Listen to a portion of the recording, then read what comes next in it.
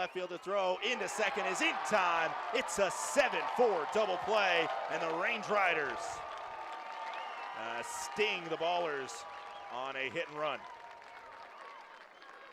Nice throw from Tonkel, who flexed the arm for the first time today. Oh, nice is an understatement, Scott. My goodness, that was thrown on a frozen rope. And Davis, he took off to third base, and he did not realize that that ball was going to be easily tracked down by Tonkel until it was too late. Again, what a beautiful hose throw from Gavin Tonkel out in left field. Now a guy who's had a lot of success here in this ballpark, but in a different uniform. It's Dondre Hubbard, who sees a ball and the count goes to 1-0. That's how you get back on track. That one looked at, as that one misses up high, count goes to 2-0. Yeah, that's exactly. You allow an RBI double, but Nick Zegna can appreciate what his defense has done for him there. Good throw by Tonkel, 2-0. Misses up high. When I was talking with the scouting report guys on this Range Rider squad, they said they don't want to mess with Hubbard that much. He has shown he can play very good ball in this league as he tries to take a walk to first on a 4-0 walk, but instead the count will go to 3-1 as that one is said to have hit the zone. Yeah, Hubbard is dangerous in the box, and Zegna is definitely aware of that. 3-1. That one also called a strike as Hubbard.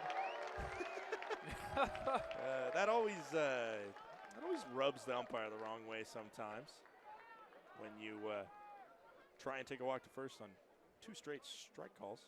3-2, swung on, back to Zegna. He'll field it, he'll throw to first, and the Big Z recovers very well. However, the Davis RBI double makes it 1-0 Oakland as we head to the bottom of the first. 2 straight. We'll be right back. 3-2, don't go anywhere. Swung on, back to Zegna. He'll field. He'll throw to first.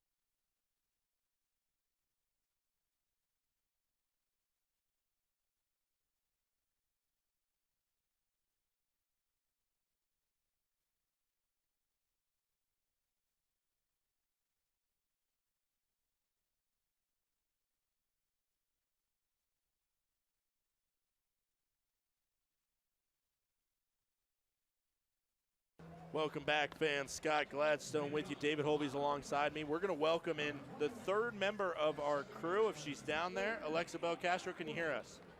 I got you, Scott. We were just talking before this game. Full of confidence. They seemed locked in this spring training. And if I could describe pregame, it is exactly that. That starts in the coaching room. That's something this coaching staff instilled in this team. And our starter, Nick Zegna, he even said this was the first spring where he didn't play baseball. So I said, are you nervous? Are you ready? And he said, I am nothing but ready for this game tonight. We saw it in that last inning. You know, Oakland scores a run, Zegna locks it in.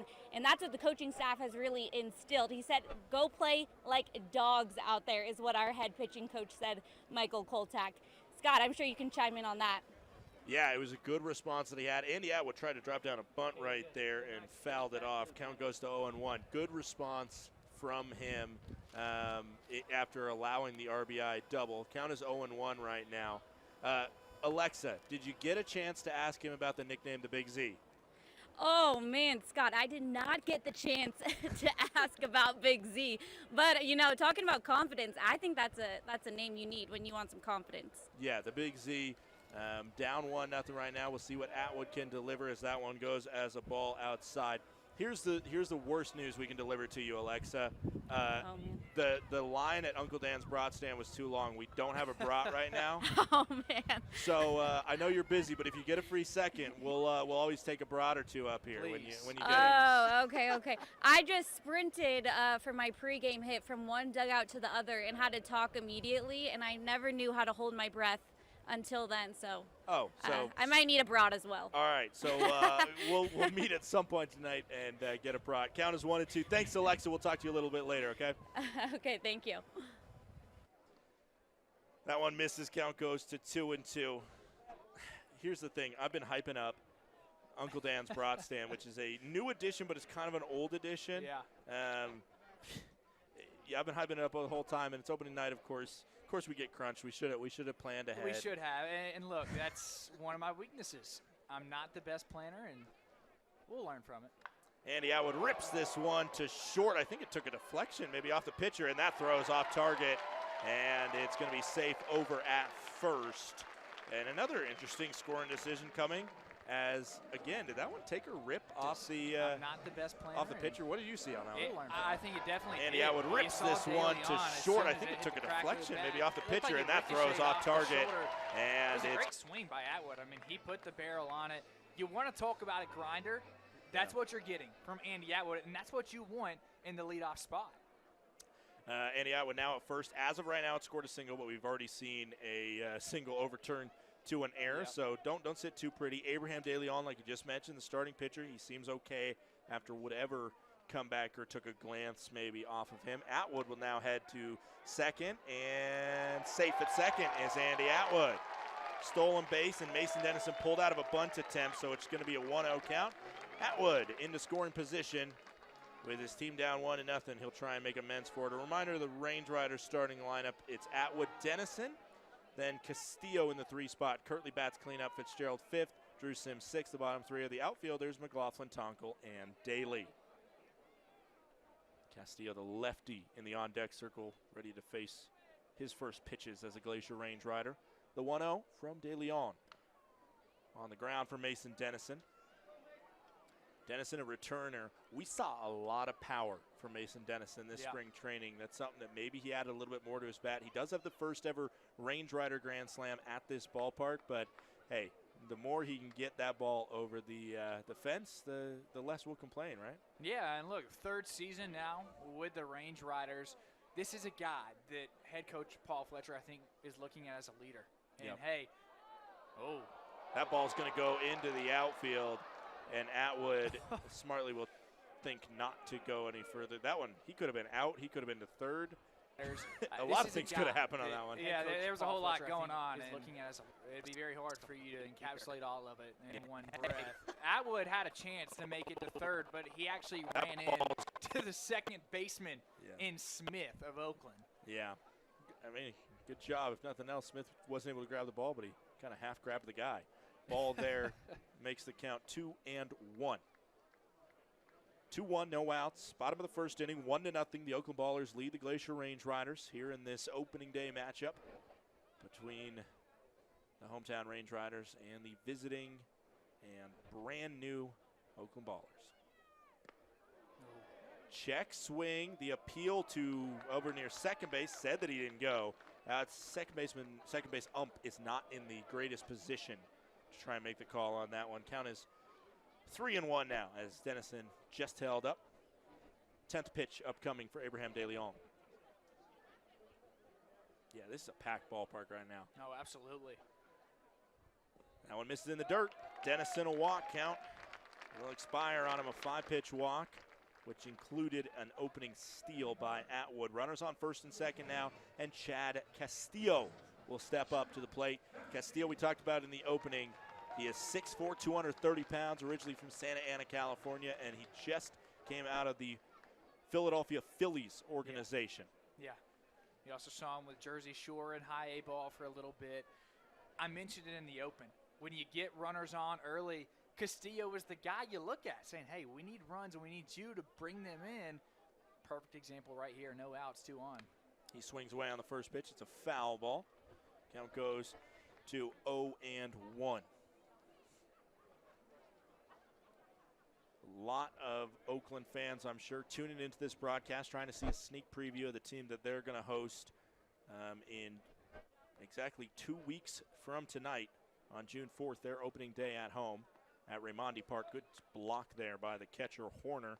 Count goes to 1-1 as that one missed low. You're absolutely right. Horner's doing a really good job behind the plate. And how about Mason Dennison, just going back to his AB? You talk about the power and his ability to swing the bat, but sometimes the best thing to do is keep it on your shoulders. Show that plate discipline. Yeah, but you saw that wrist strength on the holdup to make it 3-1. That one misses way outside. No chance at the zone. Count goes to 2-1.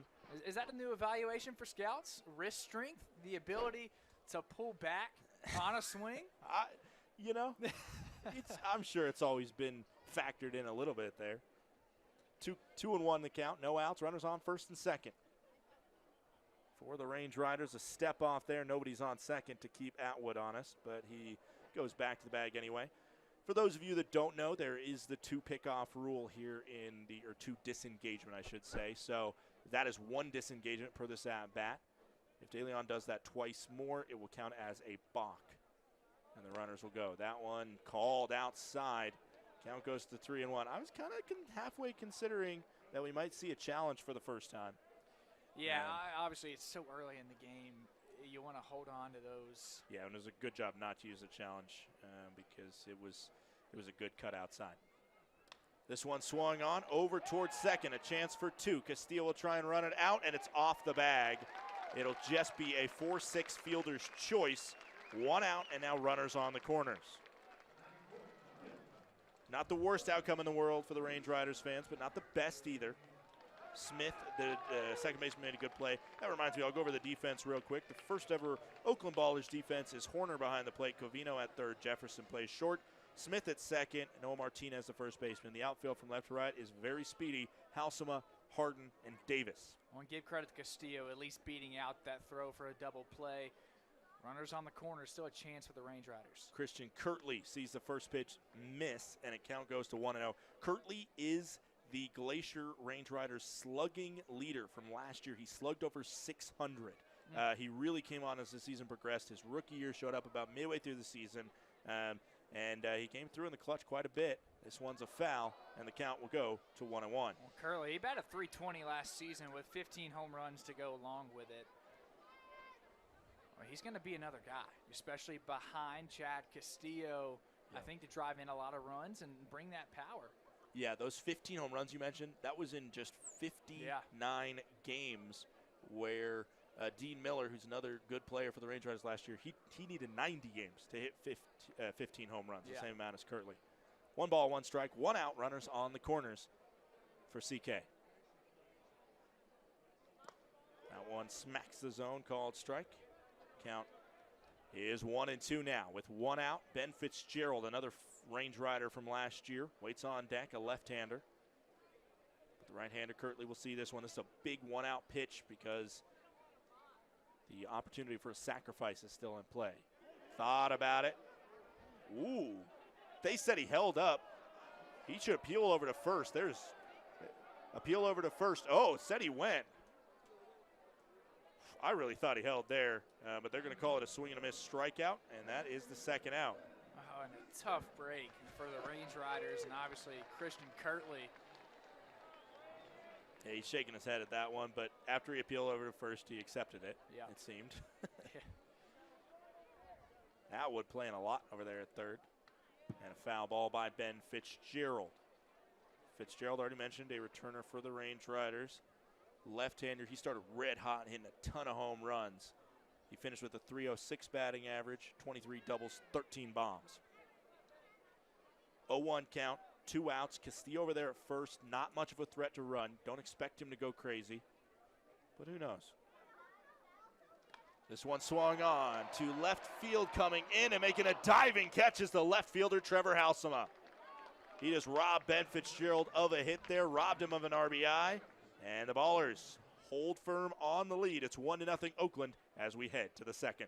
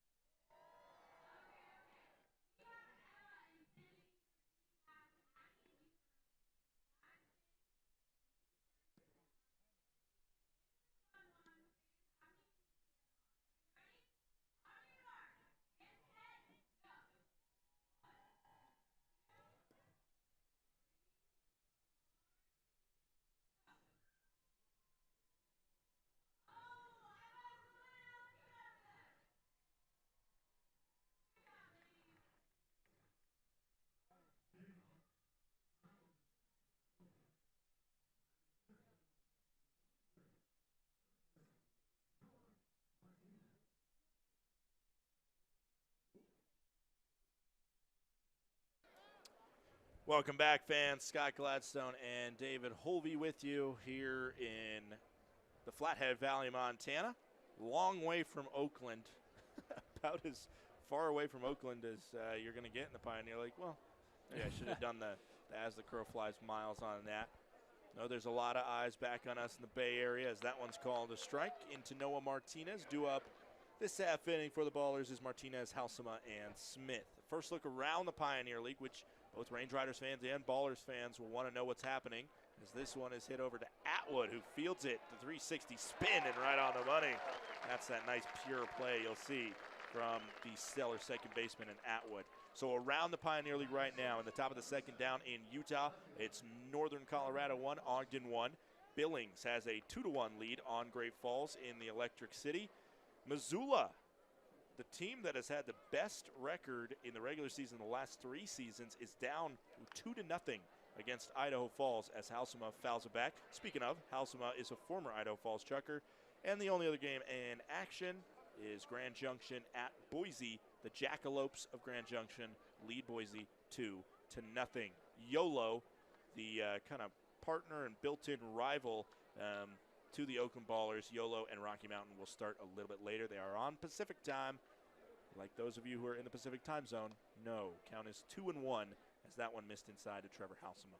Talk about time zone. I'm still getting adjusted from Georgia to the mountain time zone. That one misses low. Count goes to 3-1.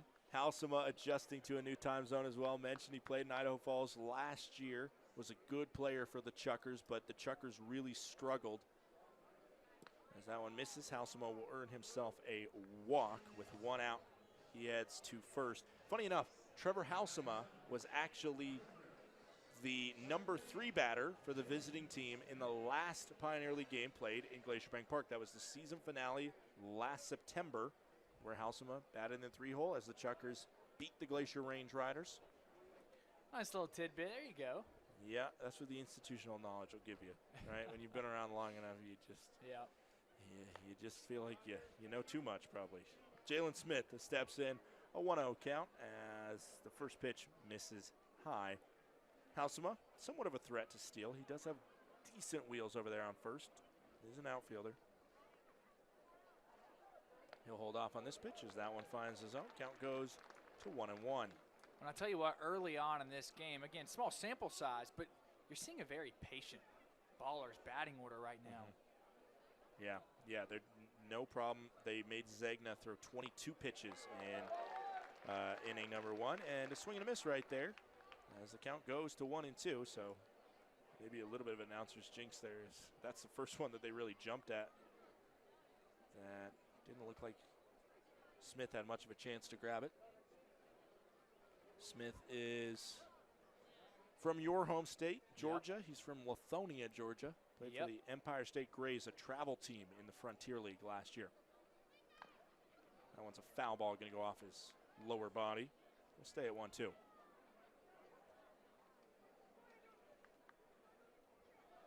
Zegna wore number 38 last year, switched to number 11 this year. Zegna originally from Delaware. 1 ball, 2 strikes, and 1 out with a runner on first.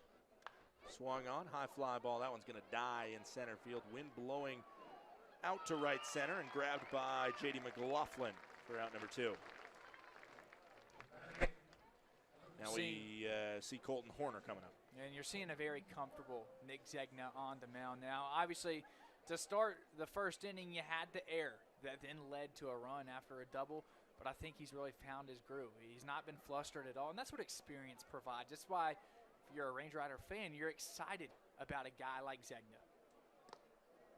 Pitch misses high into Colton Horner. Mentioned he's got himself a Pioneer League ring. Well, maybe the ring hasn't come in yet, but at some point he's going to be able to get a ring in the mail from the Ogden Raptors, who took home the Pioneer League championship last season. 1-0 pitch. That one just misses the body of Horner. Count goes to 2-0. Zegna right at 14 pitches. The general goal that you'll hear from a lot of managers and baseball people is you want to keep your pitch count to under 15 an inning. Yep. So Colton Horner would love to at least extend this a little bit longer, and he will, because that one will miss high. Count goes to 3-0. I mean, that's tough. It's not as easy as it might sound for the folks at home, especially when you have a batting order that really makes you work. Right here, the ballers are more than happy being patient, as that one is called a ball. Misses outside. Count goes to 4-0, which means a walk. Miles Jefferson, the final baller to bat in the starting lineup, will come up here. Drew Sims is going to have a conversation with Nick Zegna on the mound. Jefferson coming up here. The shortstop is from Katy, Texas, a fresh professional player out of Sam Houston State University.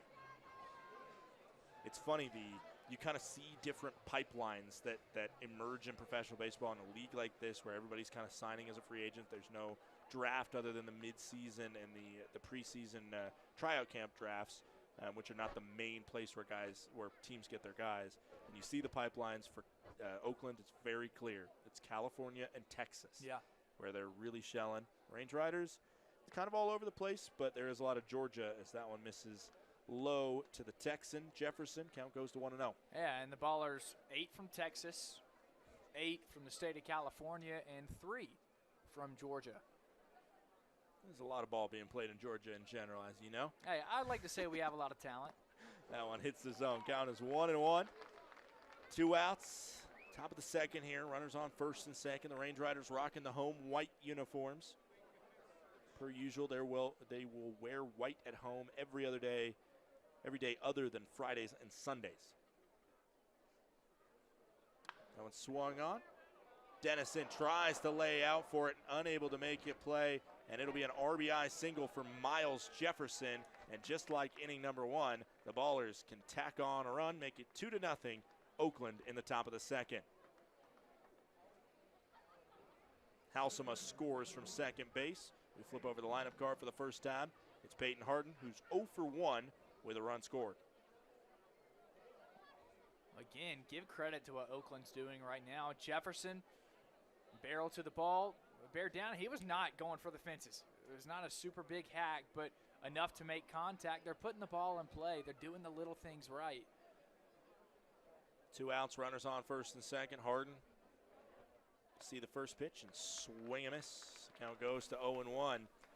It's a really difficult thing to do, to go into an opening day ballpark, a packed place. You just took a flight to Seattle and then a flight from Seattle here to the Flathead Valley a couple days ago, and they are coming in like they're kind of the more seasoned of the teams, just the way this has started. We'll see how the grind of the game goes, but as that one misses, the count is 1-1 with 2 outs to Hardin. Yeah, we know there's plenty of baseball to be played this season. There's plenty of baseball to be played in this game, but you do admire the effort that we've seen from Oakland. And for Glacier, you're fine. There's no need to panic. You're only down 2.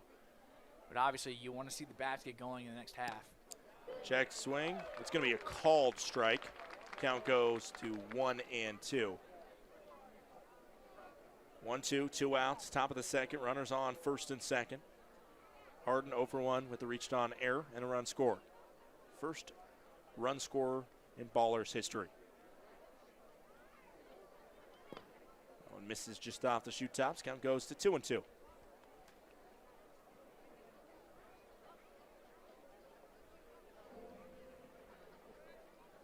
Zegna has done a fairly good job of getting ahead in counts, but again, it's putting the batters away. Where's that strikeout pitch for Zegna right now? It's what he's looking for. 2-2, 2 outs, 2 on. Deuces wild here at Glacier Bank Park. This one swung on, and that one grabbed by Atwood. He'll flip to Dennison, and it's out at second base. Great play by the middle infield there. Atwood to Dennison. I have a feeling those two are going to make a lot of good plays for the Range Riders this season. We end the top of the second. It's a run across on a Jefferson RBI single. We'll be right back. 2-0. Oakland leads Glacier.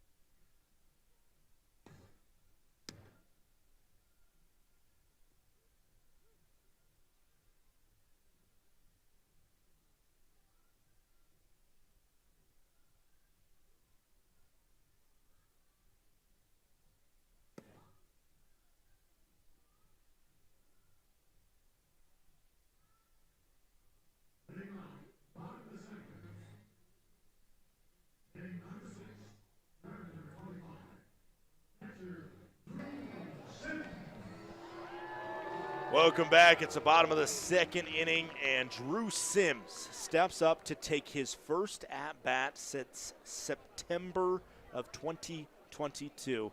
It was the Range Riders' final series as that one misses. Count goes to 1-0. It was the Range Riders' final series of their inaugural year when Drew Sims played against the Great Falls Voyagers. He ended up getting injured in spring training last year. Did not play 1 minute, as this one's a high fly ball. It might die up there. No, it's going back to the track, and that baby is gone. Drew Sims, in his first at-bat in 1.5 years, has just sent that one over the fence. And how good does that feel for Drew Sims? Man, I talked to him pregame. I just said, how does it feel to be back? And I asked him, when will you know for sure, hey, I'm back, I'm playing baseball again? And he said that first crack of the bat. Well, there it is. And let's just put this into perspective. It is not easy at all to sit out an entire year and then some due to injury. You got to watch all your teammates play while you're sitting on the sideline. But rest assured, Drew Sims was still working out. He was working hard. And that's what you could just call hard work paying off. A guy like Drew Sims, he does everything the right way. And I'll tell you what, that ball was launched into right center field. Wow, that's one way to start your season. 1 ball, 1 strike into J.D. McLaughlin. That one called a strike as well. Count goes to 1-2. Drew Sims, man, this is like a re-debut for him. Yeah. In his initial pro debut, he hit a home run in his second at-bat. He just one-upped it. Out for a year because of an injury. Boom. Now, it was cool. And this is not – he's not a power hitter in general. Yeah. He's a solid hitter. He barrels it up. He gets good contact. But he had 3 home runs his entire collegiate career. And he just has a knack for when the time is really right. And I tell you what, you take a look at center field, that flag is pushing hard towards right center field. Yep. Drew Sims clearly aware of it. Apo Taco, I mean, my goodness, that wind is really blowing right now. Put it up in the jet stream and let it do the rest. This one's hit just foul. J.D. McLaughlin, man, at the plate right now in a 2-1 contest. Oakland still has the lead, but the first home run of the season for either of these teams belongs to Drew Sims. 2-1 scoreline, 2-2 count. As McLaughlin will see that one, and he immediately challenges the call, and this is a first challenge. What I'm looking at right now is I believe it will be a ball.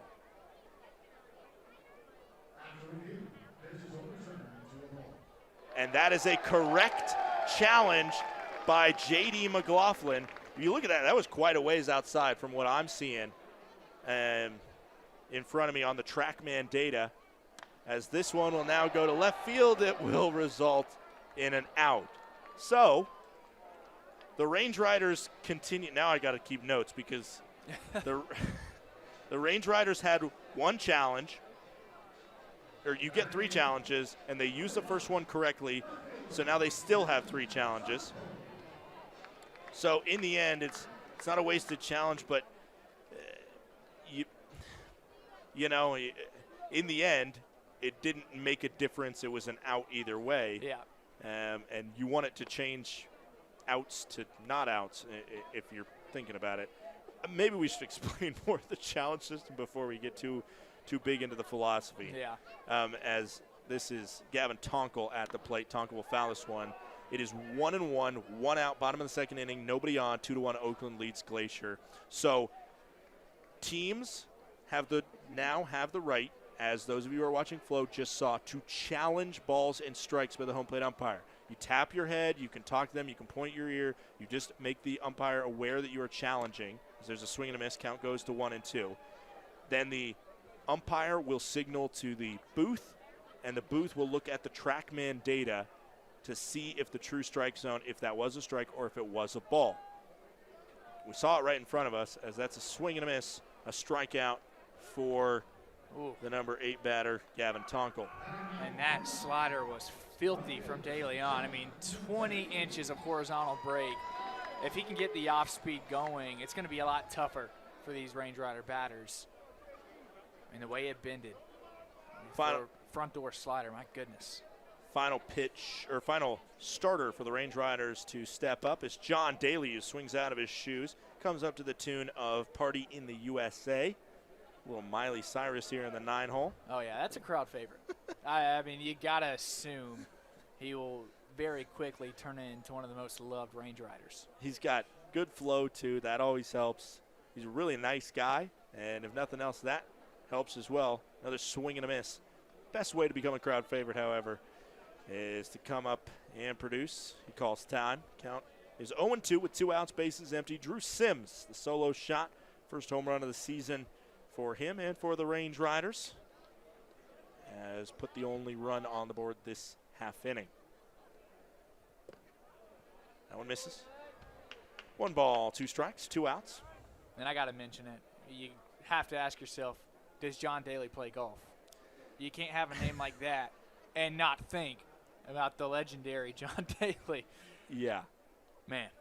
We're gonna do some research on that throughout the season. We got we got road trips to go to. We'll see what he does kind of in the mornings on those game days. Maybe he gets out and hits the links.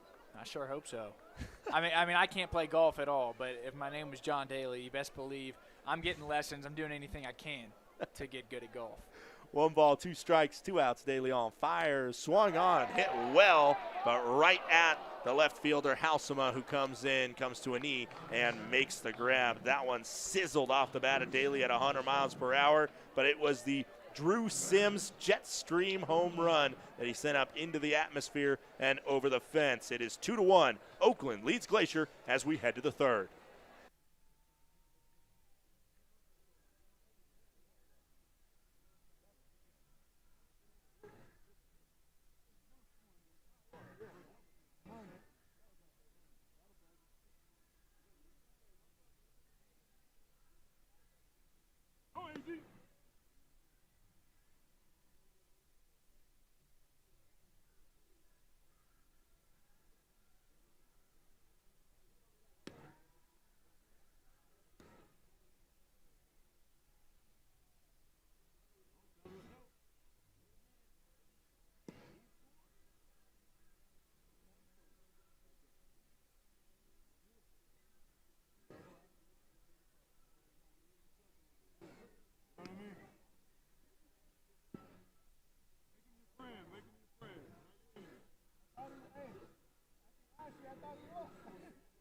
Not when you do that on 3-0 and you pull out the bugs like that.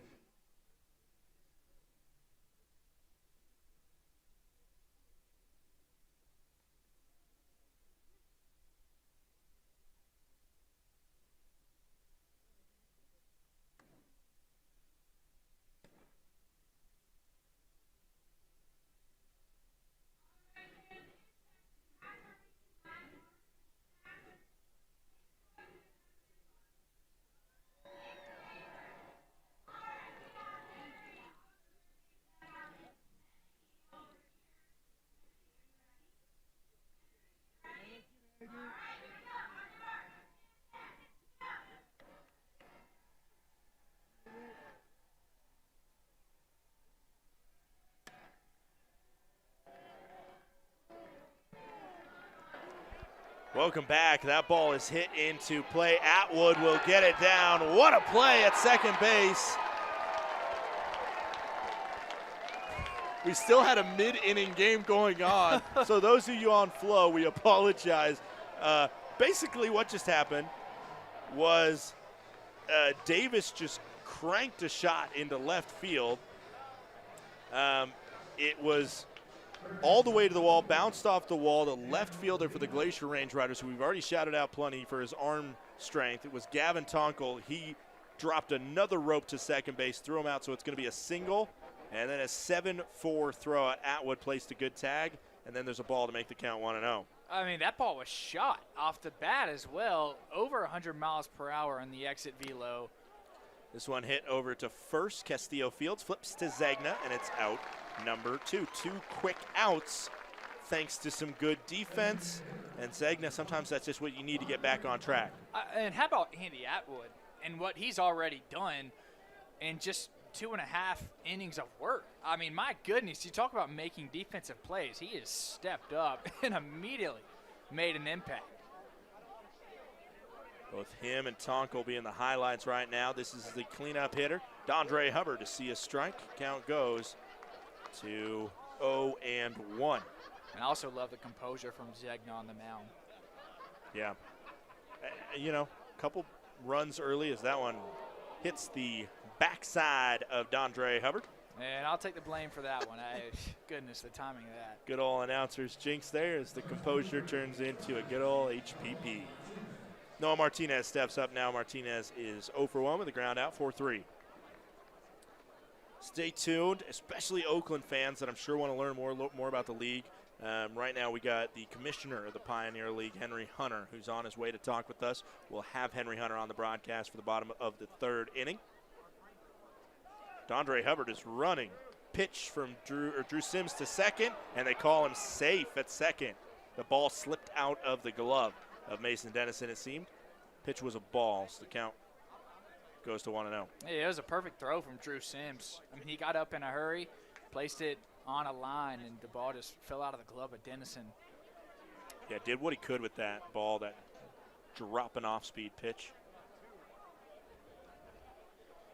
Count goes to 1-0. 2 outs. As that one misses low, now it's 2-0 into Noah Martinez. Martinez the first time up. Grounded out 4-3.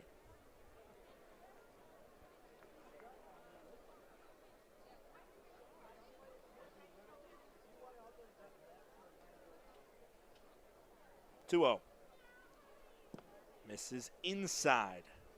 Nearly caught the body of Martinez. So Zegna allows a single to start the inning. The throwout happens over at second base to kind of help him out there. Then the quick 3-1 ground out for a hit by pitch, and now a 3-0 count. Hubbard dancing there on second. Time is called, and it's pitch clock violation on Zegna, and that will walk the batter. Right? Well, rather, I guess they count. Okay, so they called that first pitch that Hubbard stole on. They called it a strike. I completely missed that because it was fielded near the ground. And I just assumed it was not that far away from the strike zone, as I do have the true strike zone in front of me. But it works out as a walk anyway. Yeah, nonetheless, same result. Trevor Halsema steps up. Halsema walked his first time up and did score on the RBI single from Jefferson. And Halsema really lit it up with Idaho Falls just a season ago. He batted .310, 52 walks that he drew as well. You're looking at the guy, 61 ribbies. I mean, he did a little bit of everything. That's going to work as a disengagement there as Drew Sims stepped up. So something to keep note of. Only one kind of pickoff / disengagement is will be allowed more from Zegna. The 2-out pitch, just high, it seems. Count goes to 1-0. Halsema, I mean, we talk about, you just brought up his numbers from last year. He was one of the best players on a team that really struggled. Idaho Falls and Great Falls kind of jockeyed it out for the worst spot in the league, and that's called a check swing over there at first. Christian Kirtley, who got called on a strikeout on a check swing, probably at least seeing it be called the same both ways there, as the wrist was said to have broke there for Halsema. 1-1 with 2 outs and 2 on. Nice pitch to find the zone. Count goes to 1-2. 77-mile-per-hour off-speed pitch. Yeah, and that's what Zegna's looking for, a balance. So that heater and then obviously going off speed. If you can bend it back in the zone and freeze the batter, you'll find that heater a lot more.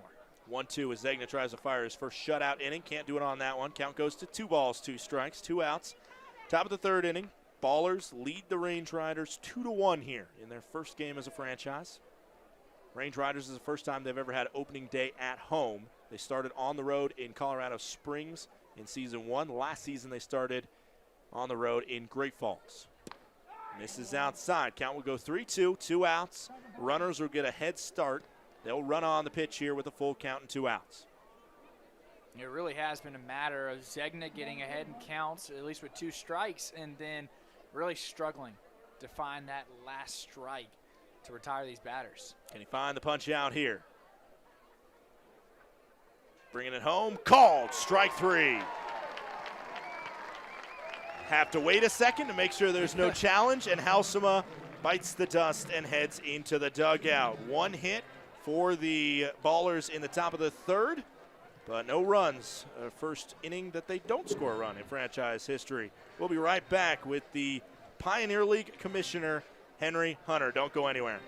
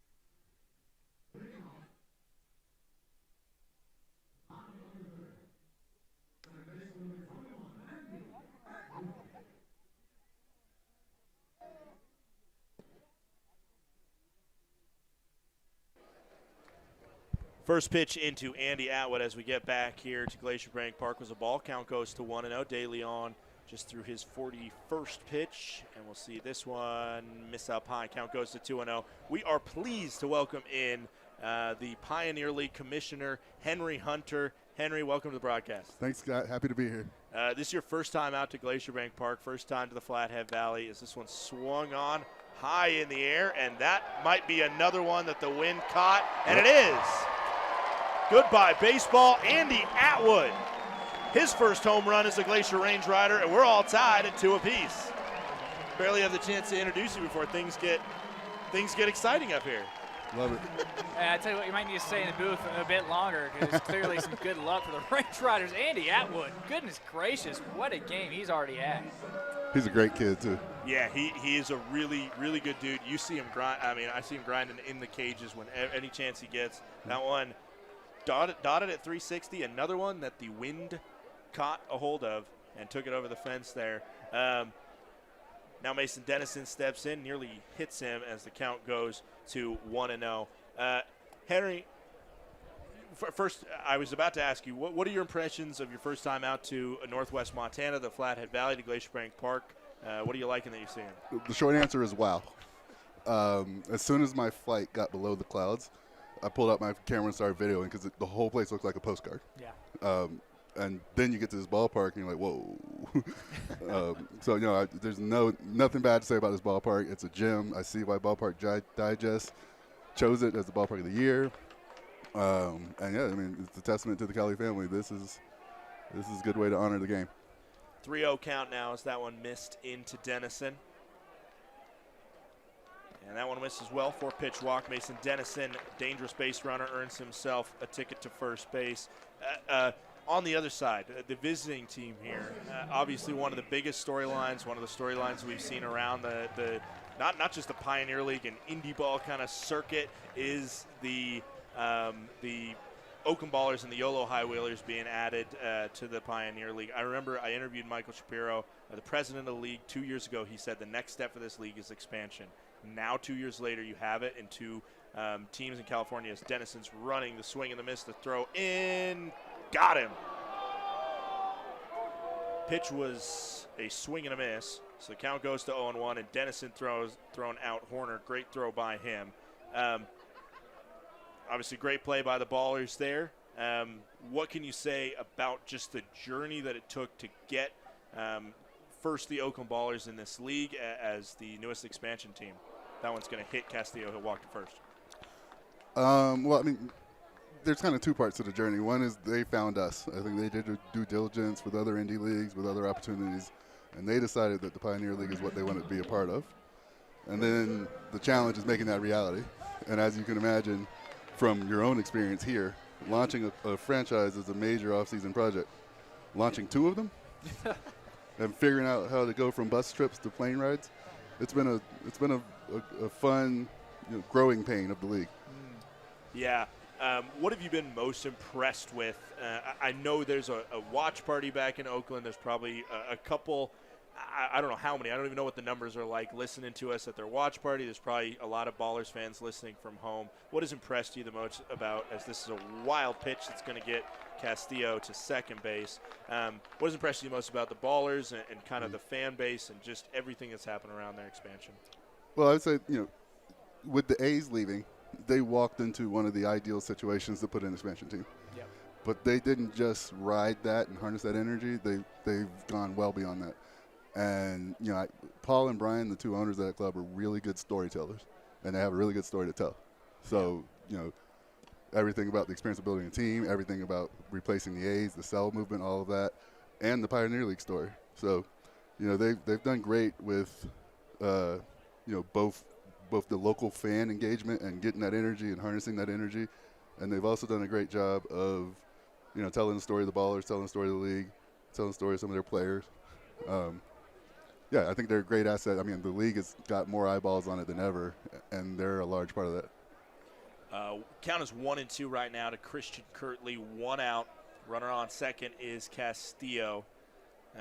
David, you got anything for Henry? Yeah, I think exactly what you were talking about, expanding on the fact you bring in 2 teams from California For some of the fans back at home that might be watching or listening, why is it so important that not only you bring in the ballers, not only you bring in YOLO, but that you expand as a league? Give the fans a perspective of what makes that such a monumental move. I mean, it makes it a monumental move because we just redefined our footprint. You know, and to be clear, our footprint is the Mountain West. Right. And we have every intention of including the Mountain West in future expansion. Yeah. Christian Curley connected with that one. He just expanded a lead for the Glacier Range Riders right there.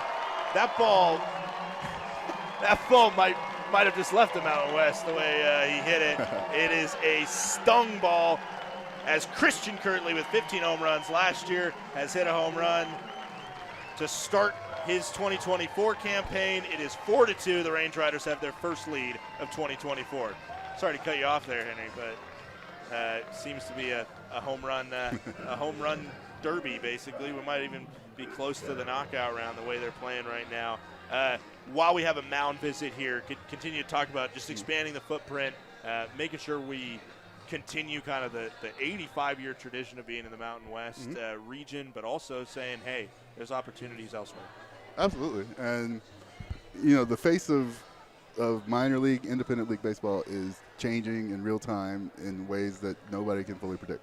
Yeah. So, you know, by putting that stake in the ground, you know, we're making the statement that this is a well-run, growing league that future potential owners or future clubs should want to be a part of.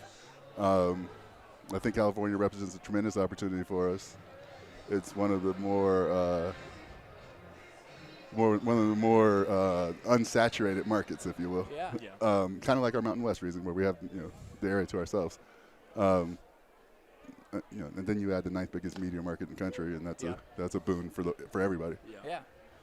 Count is 0-1 now as De Leon, after the meeting of the minds, fires a strike in the bottom part of the zone. I want to zoom out a little bit because I know you're busy right now, and I just want fans to get an impression. You hear about Roger Goodell and commissioners of big leagues sometimes, but as the commissioner of the Pioneer League, on a night like tonight, the season is opening. It's such an exciting time for the fans, for the players, for the coaches, for the teams. What does your night consist of? What are you kind of dealing with? You're obviously keeping an eye on YOLO. They're playing their first home game, but what else kind of is the day in the life of the Pioneer League commissioner? Well, opening day in the life of Pioneer League commissioner is different. The best thing about this is I have a really good team. Yep. And so, you know, there's been streaming hiccups, and my guy Brian Earl has handled all of it. There's been baseball ops hiccups. Brian Hayes has been on top of it. You know, there's no such thing as a flawless opening day, even when you're 3 years in like you guys are. Yeah. So, you know, relatively speaking, this year's hiccups have been minor, or I would be here right now. You know what I mean? Like, there was a scorekeeper a little bit off. There was, you know, a stream that was late to start. Yeah. But all things considered, like, the rain cooperated, the fans showed up, and we got a good competitive game going. Swing and a miss there as Ben Fitzgerald strikes out. I don't want to take any more of your time. We're going to leave you at the end of the third inning. I just want to kind of open up the door. What for the fans that are watching the Pioneer League for the first time, maybe it's some of the parents or families of the players, maybe it's a watch party back in Oakland. Kind of for you, what is it about the Pioneer League that's special? Why should they see this as something different than maybe what they've seen in the past? We're the front door to a lot of people's dreams. You know, I mean, you know, some people could pejoratively say that we're the lowest level minor league baseball, but I love that. With an open tryout, you know, anybody can show up and you know, put their career back together or take it to the next level. Yeah. And so for me, you know, one of the priorities is getting really good talent in the Pioneer League, and we're equally focused on getting really good talent out of the Pioneer League, like the guy that you guys just had acquired. Yeah. You know, that makes me really happy to watch those guys, watch them get a step closer to their dream. It validates the league as a pathway to that dream. And like I said, when the draft gets cut from 52 to 20, and when the minor leagues get cut from 120 down to 90-something, Yep. it's just it makes us the route. It's a new route for finding and developing young talent. Awesome. Well, thank you very much, Henry. Appreciate having you on. It is 4-2, 2 home runs in the bottom of the third inning for the Glacier Range Riders. They have a lead as we head to the fourth.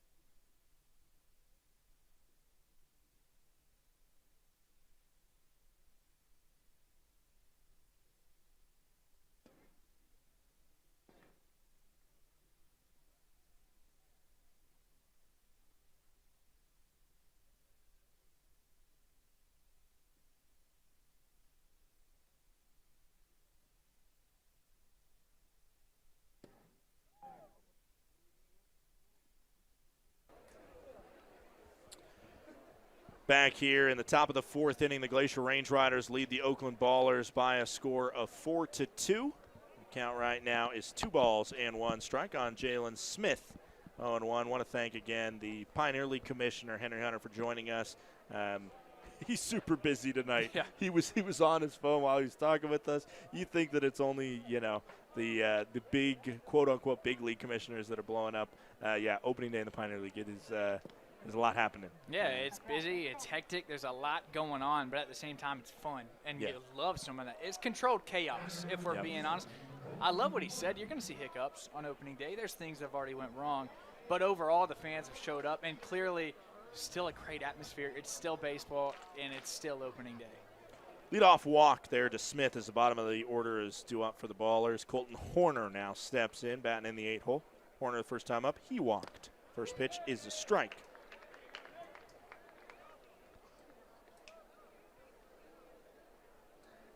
Count is 0-1.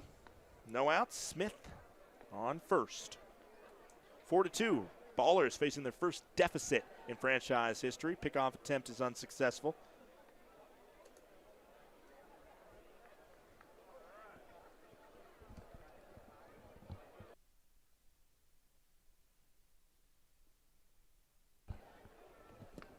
That pitch misses low. Count goes to 1-1.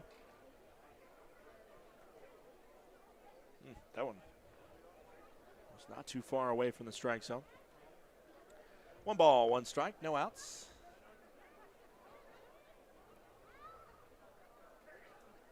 Zegna, a long pause, runners going as that one is a foul ball. I think that one went off the knob of the bat. Drew Sims, that one caught him in the upper quad maybe. It looks like he's limping a little bit on his legs. Yeah, Sims was clearly shaking up, and that's exactly what happened. It hit off the nub of the bat, but then it ricocheted and got Sims. It was just a stinger. He'll be okay, but that is not easy to take. Yeah, tough one for Horner. He knows it all too well. He's a catcher as well. Tough one for him as he clearly went off the knob of his bat. He didn't react at all. And then Drew Sims, part of being out for an injury, out for a year due to injury is you don't get used to those types of hits as that one misses up high. Count goes to 2-2. It's like football. You come back from an injury, and sometimes you just got to get hit to get back into the swing of things. But I think Sims has already gotten comfortable after that home run. He's locked and loaded. Another pickoff attempt. Ooh, good chance. That is Zegna's second pickoff attempt. Ladies and gentlemen, this is something to just take note of. I know it's kind of rippled through most professional baseball leagues now, but he has allowed no more pickoff attempts, unsuccessful ones, I should say. As the runner's going, check swing, or enough of a swing to foul it off. Count goes to 2-2. Zegna pitching with the lead for the first time today. And you talk about this lead. It really helps out Nick Zegna. Give him some cushion, be able to work and be a bit more comfortable. You're looking at a game at first where Oakland was out in front. They took control, but Glacier, what a big inning they had in the bottom of the third. Hey, that's this league. The 2-2 is fouled off. This league, games can turn on a dime. And if that is one thing that I can stress to Oakland fans that are watching right now, the backs of the bullpen here sometimes are a little bit more shaky than what you're going to see at different levels. And buckle up, as this one's popped up sky high. Will that be a fan's ball? Will that be a player's ball? It will end up with the fans. John Daly can't chase it down. John Daly's a great defender. He ended up with the number 3 play on SportsCenter's top 10 plays last summer when he made an incredible home run robbery catch for the High Point Rockers in the Atlantic League. Oh, you see that fan? He almost made the grab. He was right there. About 3 yards closer, and he would have had it. 2-2, no outs, runner on first. Long at bat from Colton Horner.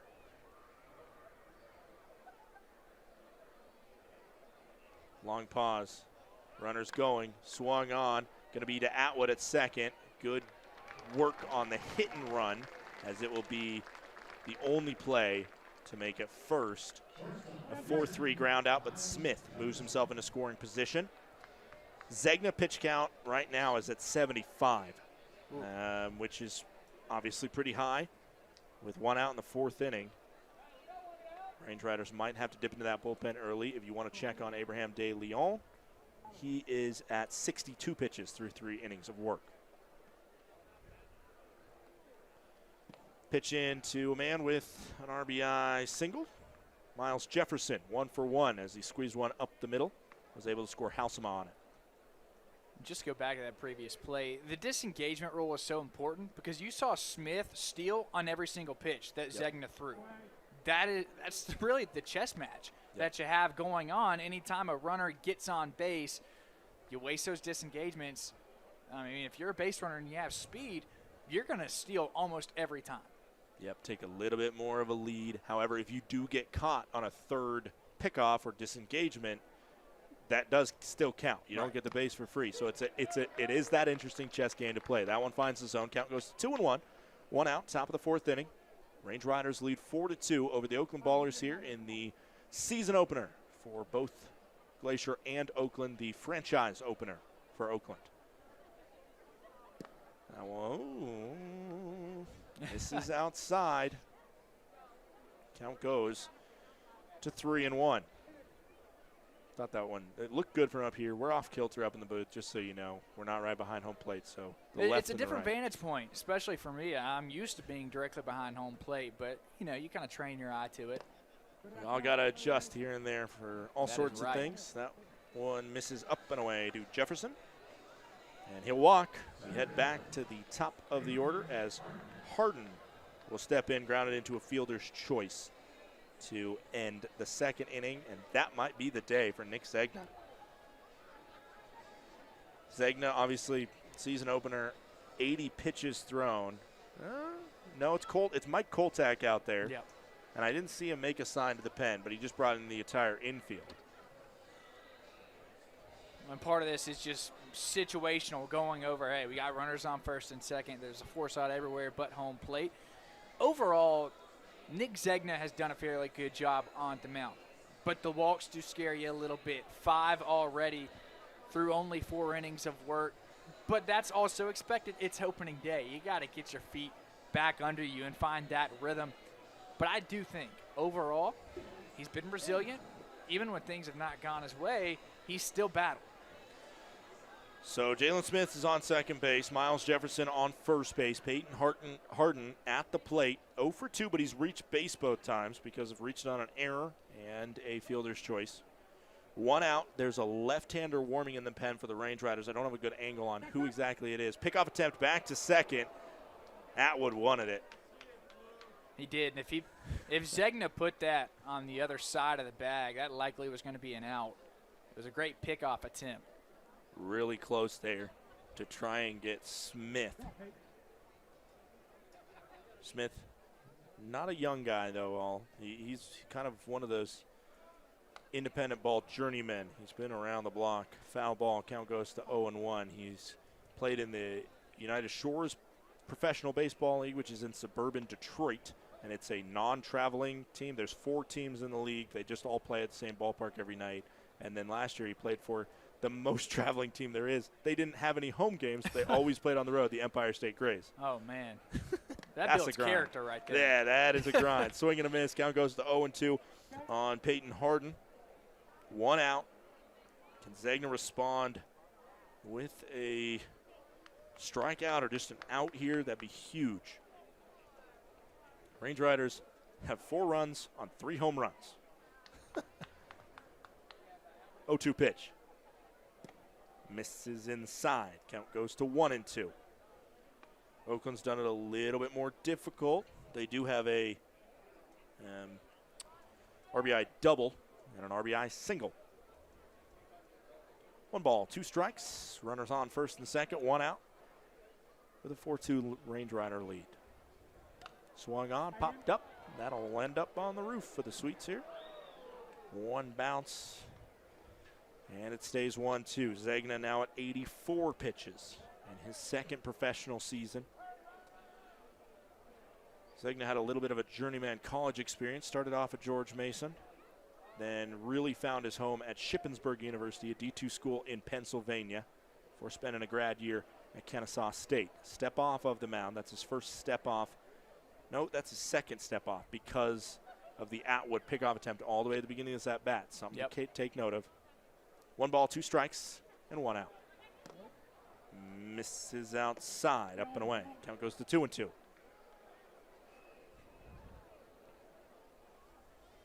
If you're Zegna, you'd love to get the batter to roll over something and try and force a double play. With the middle infield he has, surely a possibility. That one missed up high. Oof. Not too far away from the strike zone. Count is 3 balls, 2 strikes. A big payoff pitch. It loads the bases with a ball.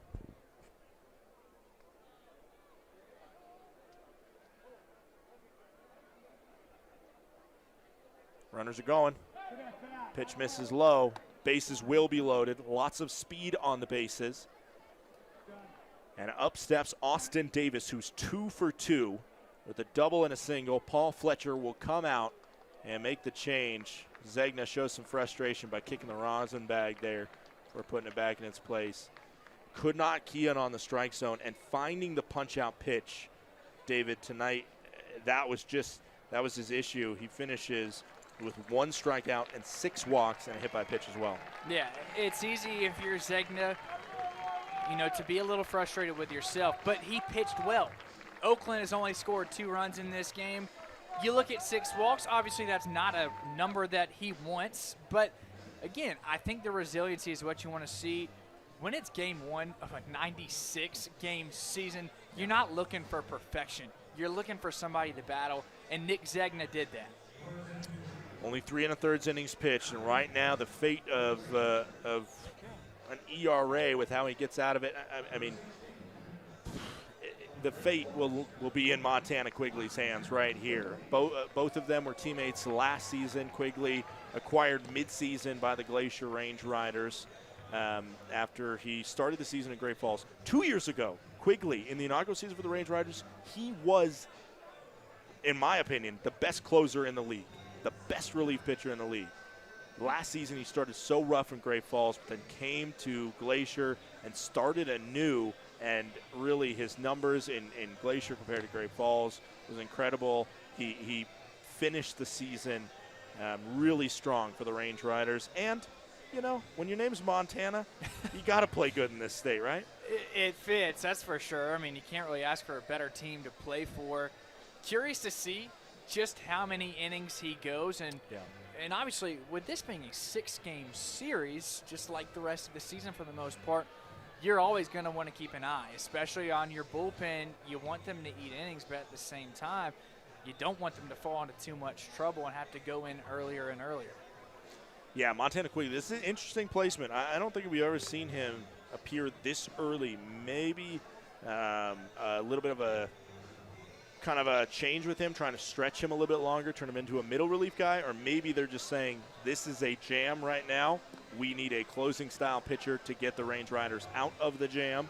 And Montana Quigley, the Valparaiso University grad, will try and do it here. Quigley listed at 6'4", 210. You see him, he's a lanky right-hander in his 3rd professional season. Up steps Austin Davis. I said at some point I thought there was a left-hander warming up in the pen. I was just bugging, really. It was definitely Quigley going on in there. Davis will step in. Dan Covino waits on deck. Dondre Hubbard, a very dangerous bat. The Range Riders would love to avoid seeing him in this 4th inning, especially with the runners on base they got right now. First pitch misses low. Count goes to 1-0. Man, Austin Davis was no joke in college. 2022, he was first team all Big 12. He really did it all. He was thunder with the bat in his hands inside the box. And bases loaded. I mean, he is looking at the chops right now. That one finds the zone. Called strike. Count goes to 1 ball, 1 strike. Lots of speed on the base pass. We've already seen Harden score from first on a double by Davis. Smith on 3rd. His speed comes into effect if there's a sacrifice fly situation. And Jefferson on 2nd, batting in the 2nd leadoff spot as time is called by the batter, Davis.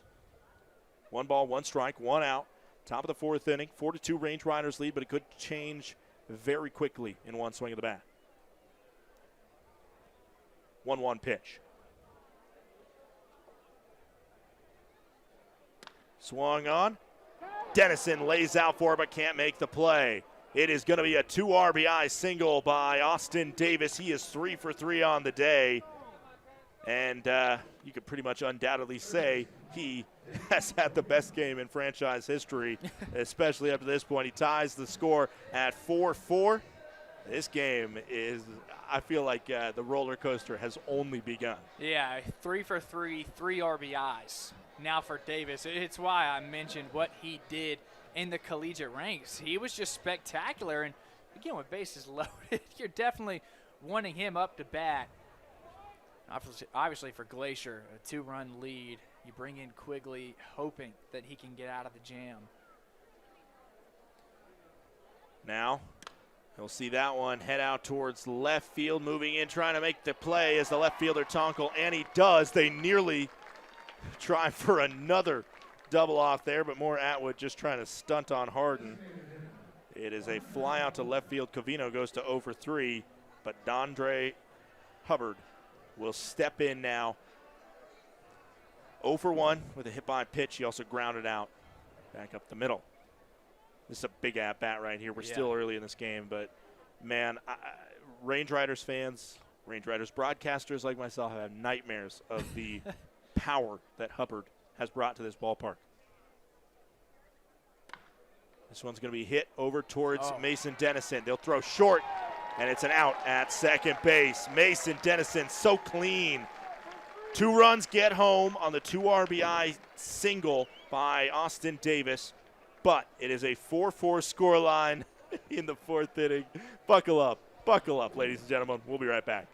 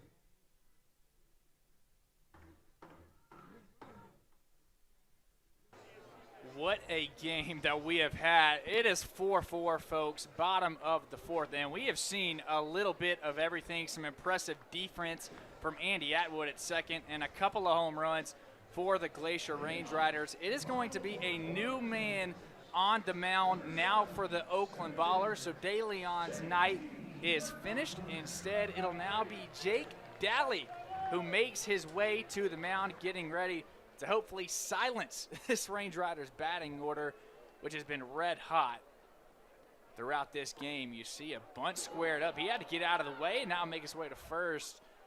And gets blocked out.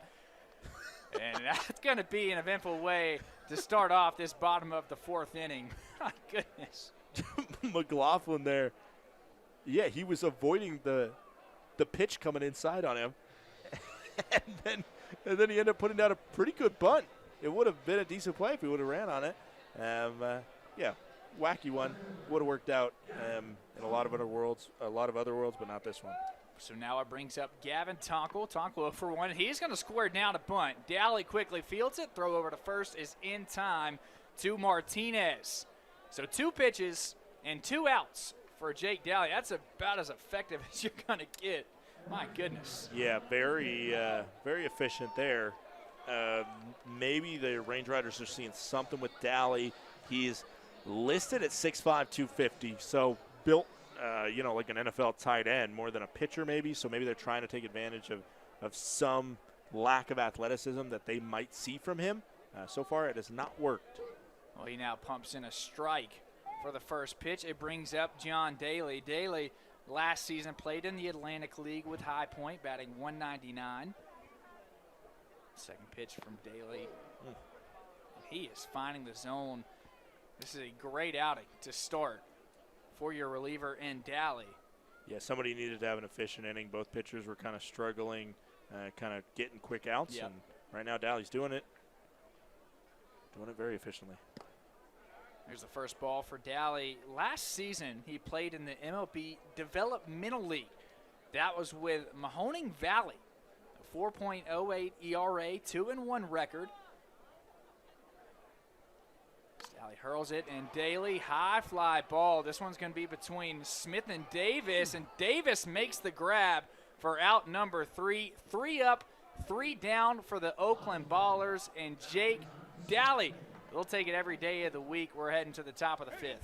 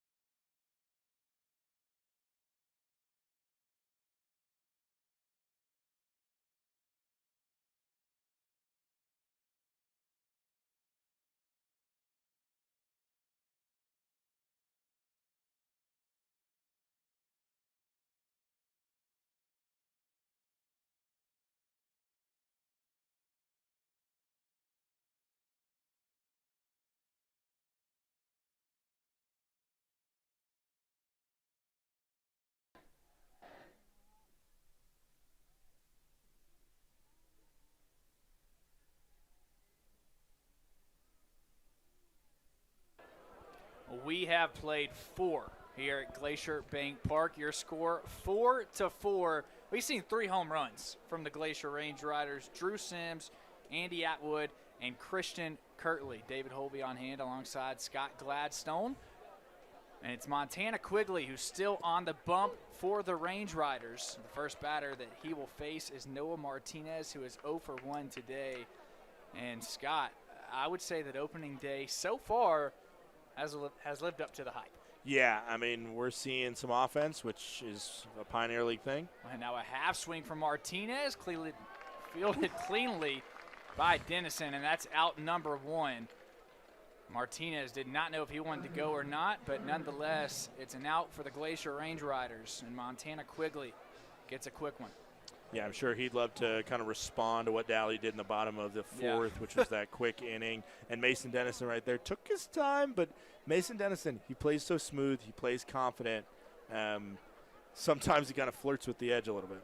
Well, now one that rolls on the carpet. What a play at third base, and the scoop from Castillo. Chad Castillo, what a play that he made. The throw was made by Christian Kirtley, and you're exactly right so far. Montana Quigley has gotten himself 2 quick outs.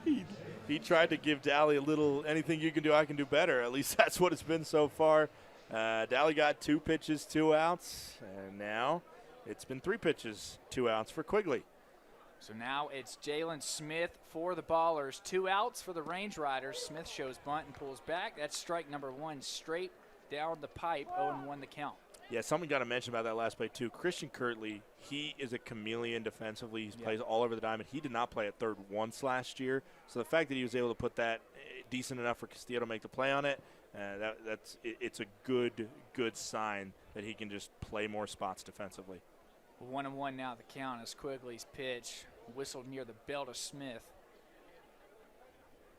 2 outs, 1-1, top of the 5th. 4-4 ball game. And Smith back up the middle, and Andy Atwood, cat-like reflexes, makes the grab for out number 3. Scott, you hit the nail on its head. It was a quick 3 up, 3 down for Quigley. So our score still at 4 apiece, heading to the bottom of the 5th. Don't go anywhere.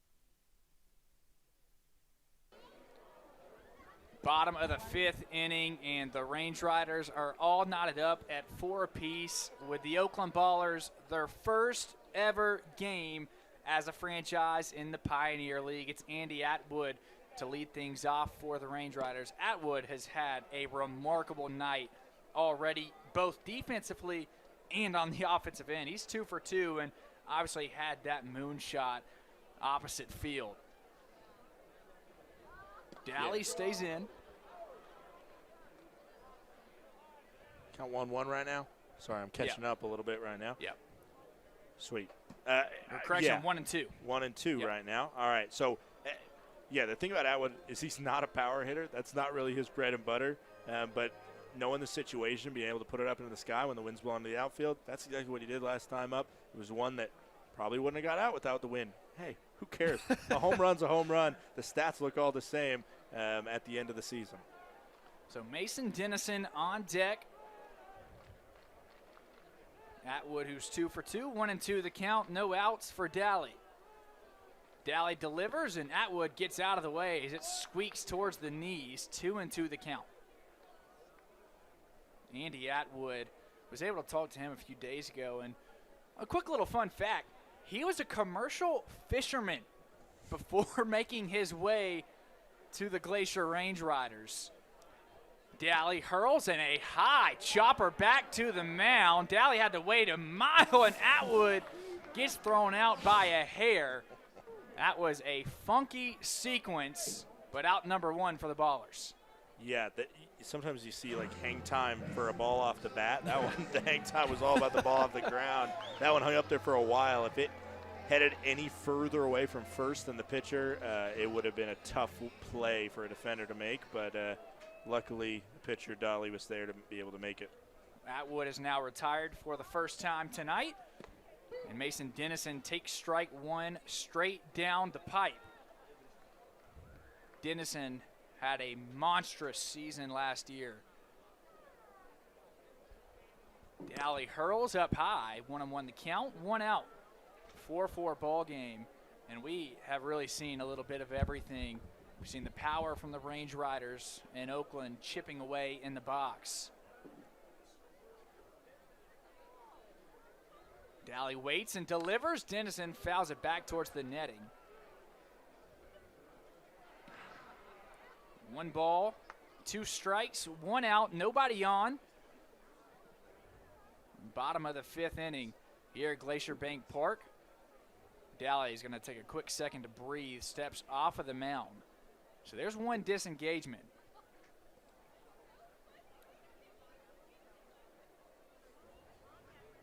Dennison a couple twirls with the bat. And we're ready to go. Daly fires inside corner, and Dennison another foul. So 1-2 still the count. Daly so far has been very effective in relief for Brian DeLeon. Dennison thought about it, instead pulls back, and that is ball number 2. And we now have a challenge from Daly. We will get the official scoring, but at the moment it has been ruled a ball.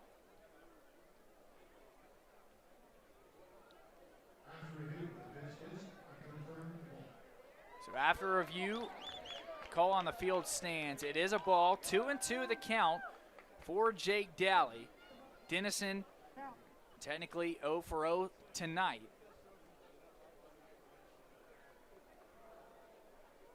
Two. Dennison back up the middle, and an easy play made by Smith at second base for out number 2. Got the inside part of the barrel. And now it brings up another man with plenty of power for the Range Riders, and Chad Castillo.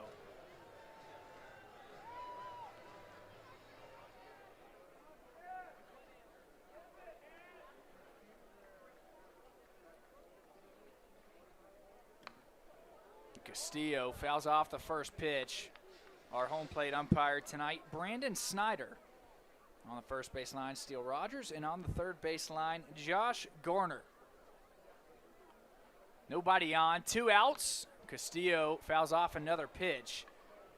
Chad Castillo, a great story for the Range Riders and a great pickup. Mentioned that he played a little bit with Jersey Shore in high A ball earlier this season. Played for California Baptist collegiately, and also played in Clearwater and Single A. Batted .233 with his second to last year with Clearwater.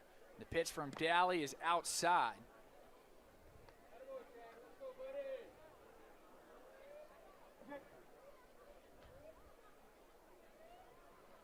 One ball, 2 strikes, 2 outs. Daly delivers up high.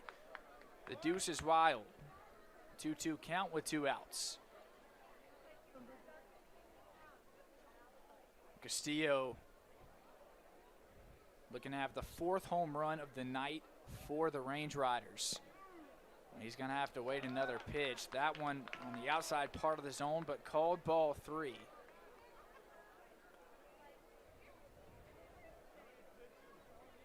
Castillo does take a timeout and will step back into the box. Chad Castillo 0 for 1 today. The full count pitch upcoming for Daly. Here it is, and Castillo opposite field. It's heading towards left, and it lands. Castillo's going to get at least 2, and it's a stand-up double with 2 outs. Chad Castillo finds his first hit as a Range Rider, a stand-up double. And now a chance for Christian Kirtley to give the Range Riders the lead.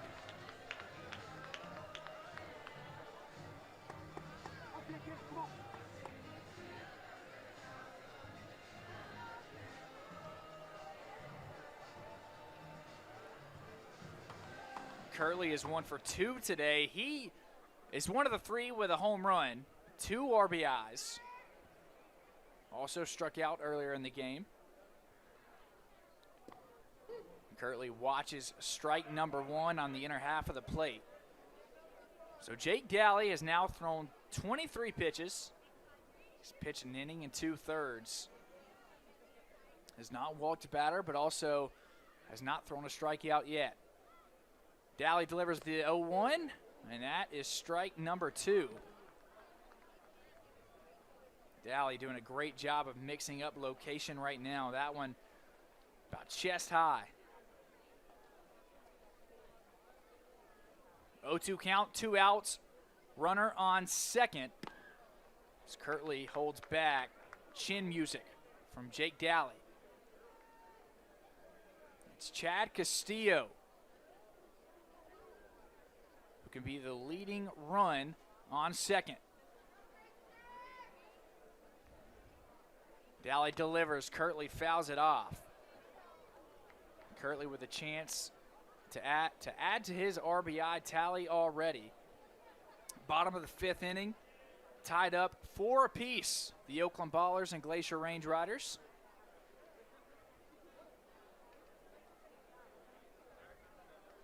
One ball, 2 strikes. Pitch from Daly. Kirtley, it hit off the knee of Daly towards the mound. A scoop by Martinez, and that does it for the bottom of the 5th inning. A bit of luck for the Ballers. Chad Castillo is stranded on second. Folks, we have ourselves a ball game. 4-4. We're heading to the top of the 6th. Don't go anywhere.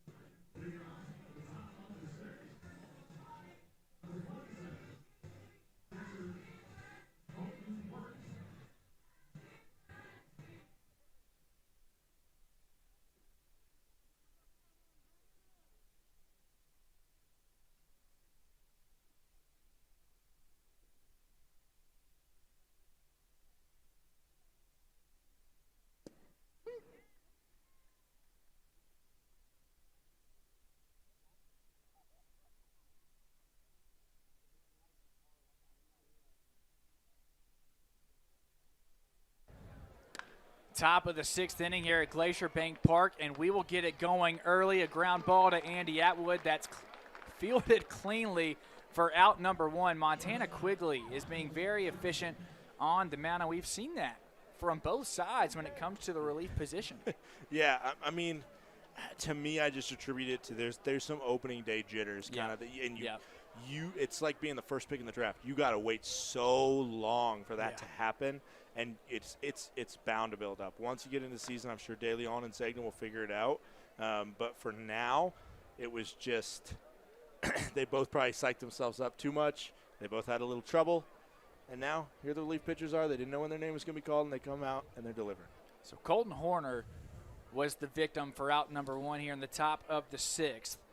It's 0-1 count with 1 out. Miles Jefferson in the box as he fouls off pitch number 2. 0-2 your count. We've been at a standstill since that bottom of the 4th inning. No runs have scored. The Ballers were able to even things up in the top of the 4th with 2 runs scored. Jefferson is 1 for 1 today with an RBI. 0-2 pitch. Quigley delivers below the knees. That's going to be ball 1. I'll tell you what, Scott, it is picture-perfect weather as well here in Kalispell, Montana. Yeah, we're looking at 55 degrees right now, but, man, it was colder before this. This makes it feel warm. It's all about perspective, right? Yeah, exactly right. And Miles Jefferson is rung out on a strikeout from Montana Quigley. A great job using the zone. And that is out number 2. So the Ballers down to their last out in the top of the 6th. It's Peyton Harden, the leadoff man, who steps into the box. He's 0 for 2 today. Yeah, and you see that. That was the thing with Zegna, was just finding that punch-out pitch. He struggled to do it a little bit. Quigley, boom, finds it there when he needs it. Keeps that pitch count low, keeps him rolling.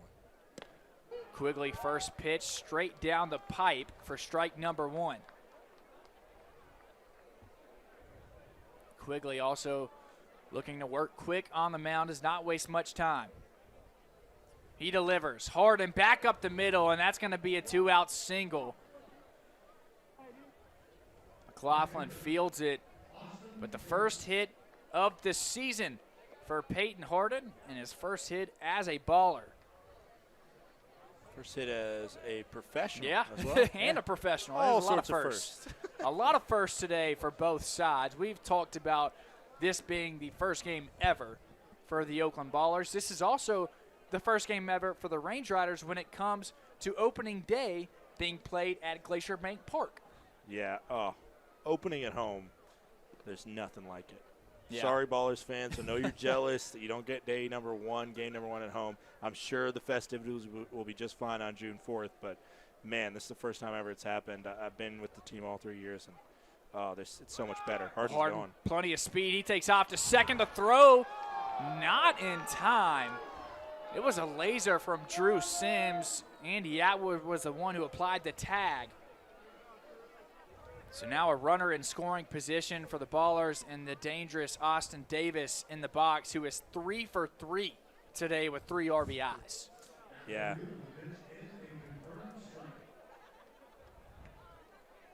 So it is It's a strike. an 0-1 count. I thought that was called a ball. Yeah. That's a very interesting, because that means that Davis challenged that one. Yep. It's I don't know if I agree with challenging 0-0 pitches. It's really tough. You got to do ones that make the difference of balls and strikes. And now one that was poked into right field. Harden making his way to home. This gives the Ballers the lead. Sims makes the tag. No, not in time. The speed from Peyton Harden allows the Ballers to regain the lead, but the crowd does not like it. Plenty of boos. Our home plate umpire, Brandon Snyder, says that he was safe. That's a close play at home there. That is a close play at home there. Bang, bang call. I mean, yeah. Ballers back in front. So Oakland with a 5-4 lead, top of the 6th inning. There's 2 outs for the Range Riders, but now another runner in scoring position. Davis and Harden will just switch places. So now Austin Davis on second. He's already etching his name into the Ballers record book. I mean, 4 for 4. He with 3 RBIs, I think? Yep. Yep. Well, 4 now. 4? It's now 4 RBIs after Harden touched the plate. Yep. You talk about a way to open up your season and open up your professional career. So now it's Dan Covino. He is still looking for his first hit as a ball in the dirt from Quigley, 1-1 count. But you have to be pleased if you're an Oakland fan. A lot of question marks. We've talked about it before the game. To an extent, you don't know what to expect, but I would say if you're a Ballers fan, there's a lot to be excited about. Yeah. I mean, if nothing more than Davis, Harden speed, we've seen that. And the guy that we've circled in Dondre Hubbard hasn't really done much today. And man, I'm telling Ballers fans, during Missoula series, I had nightmares about Dondre Hubbard. You want him on your side rather than against you. you can't judge any team on one game. Right. Especially in baseball, where starting pitchers make up so much of what happens, and there's so many different variables. Yeah. But this is a more reassuring start than not for Oakland. Well, I completely agree. 1-2 count, 2 outs for Quigley. Runner on second in Davis, and he will disengage off of the mound. That is Quigley's first disengagement of the inning. 5-4 your score, top of the 6th inning here at Glacier Bank Park. Pitch from Quigley, back up the middle, but Andy Atwood there.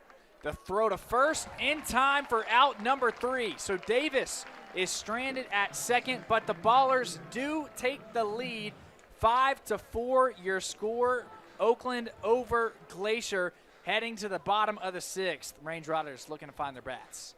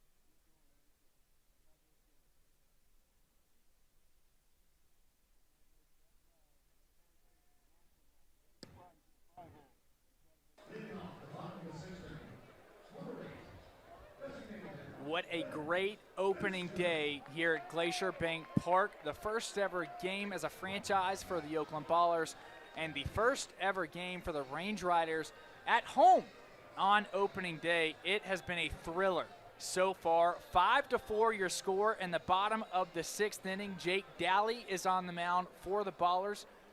2 innings of work, and he's done a great job for the Range Riders. They've had some big hits, 3 home runs that I mentioned, and Drew Sims, Andy Atwood, and Christian Kirtley. And it's Ben Fitzgerald who starts things off, and what a play. It's short from Miles Jefferson. Cue the SportsCenter Top 10 music. Wow. An acrobatic leap from deep in the middle infield for Jefferson. And correction, it is now Derek Cherry on the mound for the Ballers. So 1 pitch in, and he finds his first out. Tough pill to swallow for Ben Fitzgerald. He can't hit it much better, as that is strike number 1 to Drew Sims.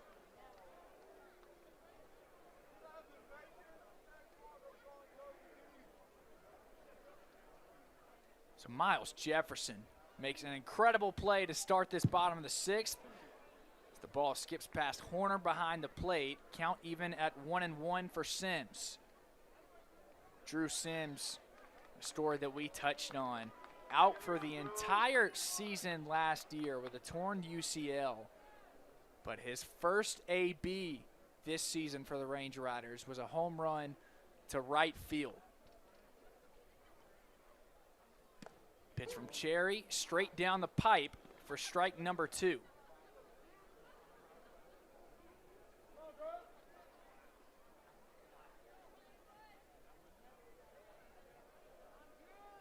Cherry regathers on the mound. 1-2 count, 1 out, nobody on. Sims, a big swing and a miss. So the first punch out for Derek Cherry. Drew Sims is retired. And now 2 outs for the Ballers here in the bottom of the 6th. Brings up J.D. McLaughlin, who's 0 for 2 today.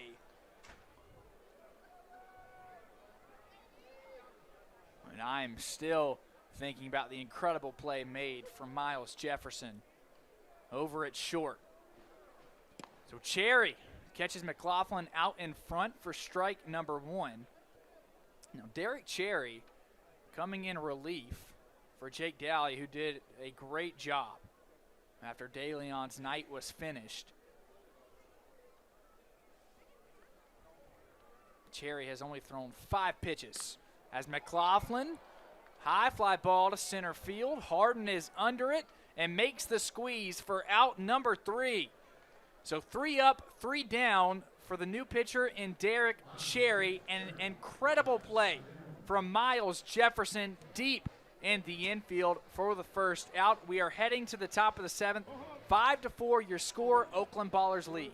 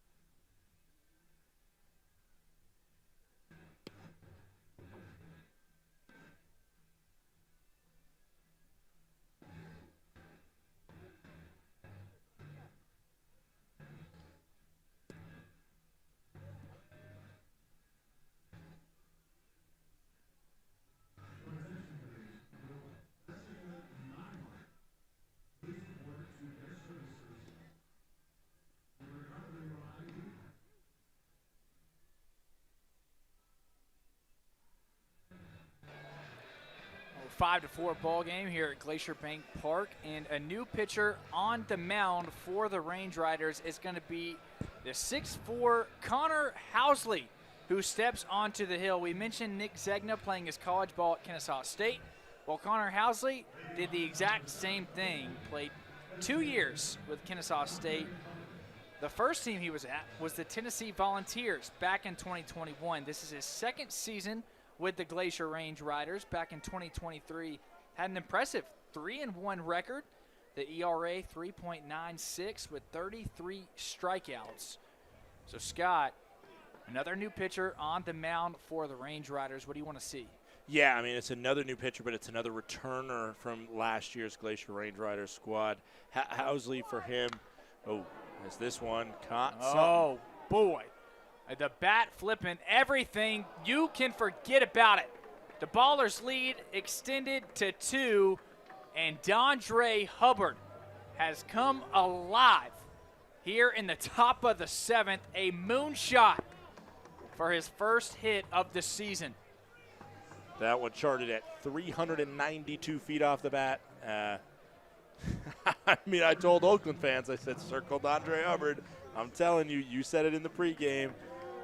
That man can hit a baseball, and he can hit it very well, and he has just made it a 2-run Ballers lead. You mentioned Hubbard giving you nightmares. Oh, yeah, they won't stop. Depending on how this 6-game series goes, those nightmares, they could last for all 96 games. So a tough way to start your outing if you're Connor Housley. Now it's the first baseman in Noah Martinez in the box, 0 for 2 today.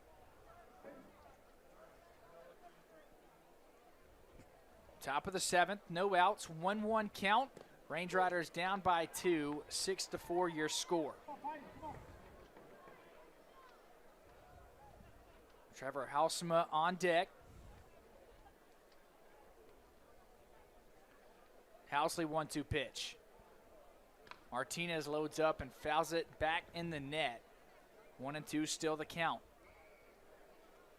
Yeah, the thing is, Connor Housley, I mean, maybe his walks were a little bit higher than he wanted last year, but home runs weren't really a problem. He only allowed 2 home runs last year, already half of that with just a couple pitches in. Martinez, another foul ball. This one ripped about 5 yards past the first baseline. And we've seen the stingy effort from the Ballers throughout this game in the box. Yeah, I mean, and that's led to kind of the small ball success that they've been having. They've just been finding ways to get RBI singles, RBI double. Andre Hubbard was the first real splash play they had. Oh, and now another hard hit ball, but this one loops into shallow left field, and the catch is made by Gavin Tonkel. So Connor Housley bounces back after the leadoff home run from Andre Hubbard for out number 1 in the top of the 7th. Yeah, now Halsema steps up.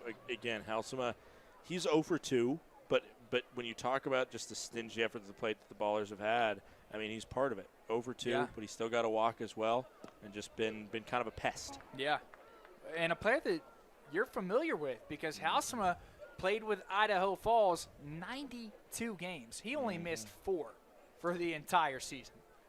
Yeah, and the Chuckers spoiled the Range Riders' final home series last year. Yeah. They swept the Range Riders, even though the Range Riders had the second best record in the league last year, and the Chuckers had what was the worst. They still showed up, and you know, Halsema knows how to win here at this ballpark. He proved it at the end of last year. Well, Housley is making quick work right now on Halsema. 0-2 count with 1 out, 6-4, top of the 7th. Housley delivers, and way out in front was Halsema down the third base line.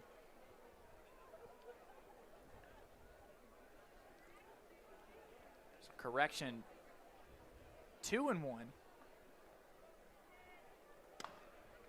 Oh, and now this one rolled on the carpet. Dennison fields it, makes the throw over for out number 2. Good job by Connor Housley to respond. Brings up Jalen Smith, but you have to admire the resilient effort we saw from Nick Zegna starting, but now Housley after giving up that moonshot. Yeah, I mean, sometimes it happens. You're in, you just finished warming up, and you just leave one over the plate, and Andre Hubbard's the worst guy to do that to.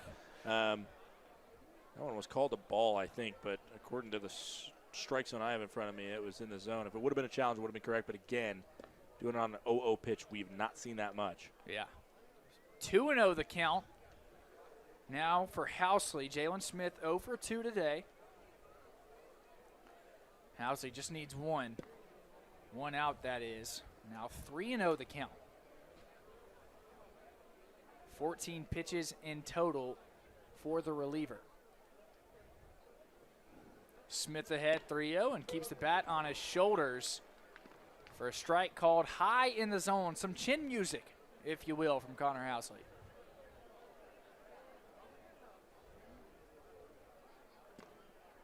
And now a foul ball off Smith. The Oakland Ballers have scored in every inning of this game except for the third. They scored 1 in the first, 1 in the second, 1 in the sixth, 2 in the fourth. That was the big inning. Then obviously the home run from Hubbard to start this one. So now full count. Payoff pitch. Housley delivers, and off the nub of the bat, it stays fair. About as shallow right field as you're going to get. Halsema holds up, and a single with 2 outs for the Ballers. Unlucky if you're Housley there. It's a good pitch. Yeah, I mean, a late swing there. Really, you know, that one goes off the bat at 60 miles per hour, and just I mean, we have a great shot down this third base line or the first base line. We could see that one just kind of is hanging solid, and as soon as it hit the ground, that's when it took its dip. Yeah. Yeah, it was steadfast on staying fair. Housley, first pitch is a ball on Colton Horner. Horner looking for his first hit of the game. 0 for 2 today. Oh, a quick pick back to first. First base umpire Steele Rogers says that Housema is safe. It's a good job by Housley. Castillo applied the tag. 1-0. Top of the 7th. 2 outs. Runner takes off, heading to second. Drew Sims throws, and it gets behind Dennison, but the runner in Housema holds up. There's a runner in scoring position now for the Ballers and an RBI chance for Horner. And we've seen the Ballers be aggressive on the base pads as well, Scott. Yeah. Yeah, no doubt. I mean, Micah Franklin came down and I mean, when we talked to him, he said they're not really afraid of anything. They're not overwhelmed by the moment. And so seemingly kind of exactly that. They're not intimidated coming into the beautiful house that is Glacier Bank Park. Yeah. They're coming after it. Well, that's a great point. We were able to talk with Micah Franklin, the head coach of the Ballers, as Housley misses wide. And you're exactly right. He talked about, although this team is fairly young, they're ready to play. They're not scared of the moment whatsoever. A delightful conversation with the head coach for the first-year team in the Ballers in the Pioneer League. Housley straight down the pipe for a strike. Yeah, the tough one. It's tough to look at the TrackMan strike zone on this one because the last 2 pitches both caught the zone. Yeah. And so you're looking at, 2 challenges you don't want to burn. Yeah. But at the same time, they're important ones that kind of could shift this at bat, could really shift the feel of this game. So 3-1 count with 2 outs. Runner on second, and the pitch just misses inside. We're not going to see a challenge. That one hit the zone as well. Yeah. According to TrackMan. That's a good pitch from Connor Housley, and now pitching coach Mike Koltak will make his way to the mound. This is not a pitching change, likely just a conversation. Nobody even warming up in the bullpen right now, so it's really just trying to get Housley back on track. He allowed that early home run in the second pitch of his outing to Dondre Hubbard, but since then, I mean, looked solid, got two outs, but the Tide never get too comfortable. Never get too comfortable. You're exactly right. And runners first and second, Housema on the second base bag, and now it's Colton Horner on the first base bag. It brings up Miles Jefferson in the box. If you're Housley, you're just trying to limit the damage. All you need is one more out to head to the bottom frame.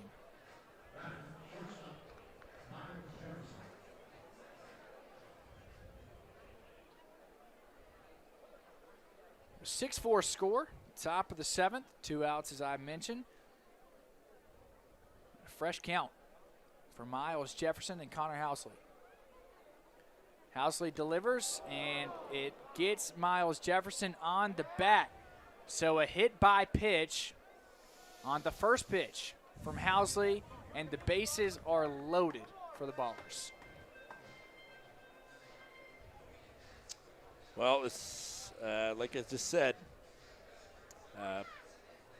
the game could very much change its feel. Right now, where we are at, in a 6-4 ball game, the Oakland Ballers lead the Glacier Range Riders. Right now, it still seems Range Riders are within striking distance. They have some home run pop. They've shown that today. They can come within. They can bring it close in the swing of a bat. But as that one goes foul, I mean, a good clutch hit by Harden here really could turn the tides. Oh, and here's the thing. You feel like you have to get this out if you're the Range Riders, because guess who's on deck? It's Austin Davis, who's 4 for 4 today. You talk about an incredible outing. Davis has had that. Housley delivers the 0-1, and a big swing and a miss from Peyton Harden. Down in the count, 0-2. 3 ducks on a pond for the Ballers, and a huge opportunity for Oakland to extend their lead. Connor Housley just trying to get out of the jam. Housley's 0-2 pitch outside. Harden has reached all 4 times tonight. He's only 1 for 3. Yeah. But he's got a walk. He's got a single. He reached on an error that was, one of those close plays that could have been scored a hit as well. And he grounded into a fielder's choice. He's gotten on base. He finds a way. And a big swing and a miss, and Connor Housley finds a way to get out of the jam.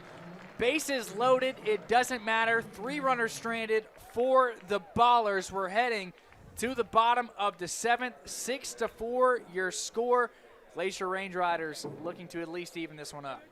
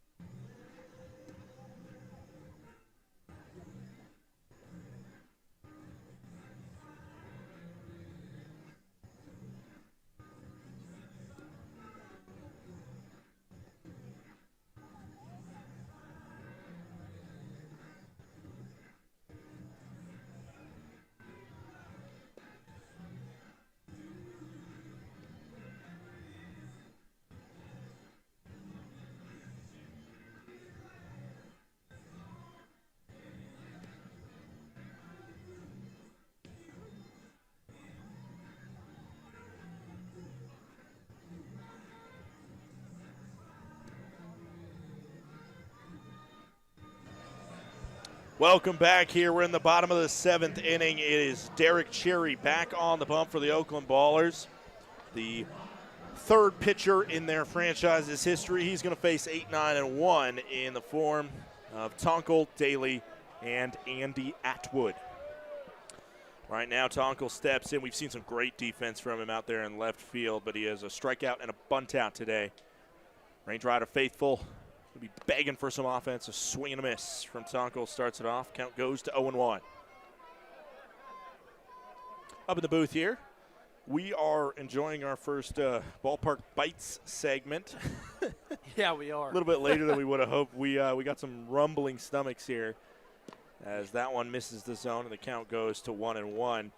It is bison burgers that we're chewing down on today.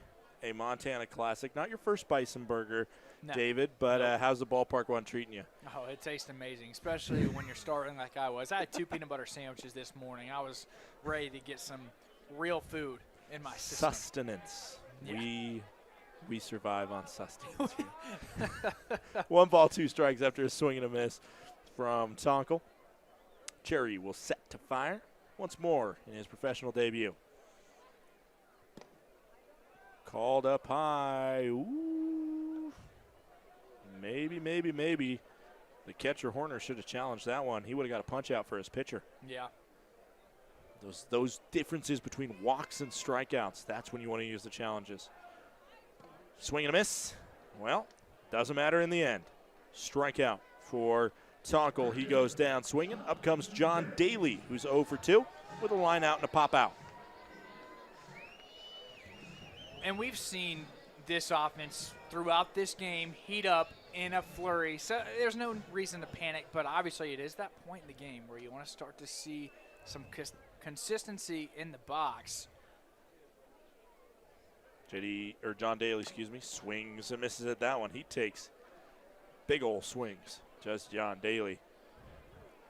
Mentioned last year, played for the High Point Rockers in the Atlantic League. The Atlantic League, another MLB partner league. A lot more ex-MLBers, a lot more experience allowed in that league, as this one is a high foul ball. Count goes to 0-2 as that one's going to end up in the pocket of a fan that has made their way out. Just past the 9 o'clock hour. Well, not just past, but it's the 9:19 hour here, or 9:19 o'clock. whatever I'm trying to say. I know what you mean. I know what you mean. 0-2, 1 out from Cherry to Daly. Swing and a miss. Derek Cherry. I mean, you can't write a better professional debut than what he's written. But right now, he will face the top of the lineup as Andy Atwood steps in. And really, you look at both relievers for Oakland in this game. They have done a tremendous job. Talk about not just eating innings, but doing a great job while they're doing it. The Range Riders, don't forget, they were red hot to start this game. 3 home runs, 4 runs in the first 3 innings. De Leon gets subbed off, and the next thing you know, the Oakland arms are sizzling, trying to write a storybook debut for them all the way up in northwest Montana here at Glacier Bank Park. 1-0 count on Atwood. That one misses inside, just the exact same placement as the last pitch. Count goes to 2-0. Derek Cherry has made very quick work of it. Andy Atwood 2 for 3 in his Range Rider debut. A single and a homer. Grounded out his last time up, however.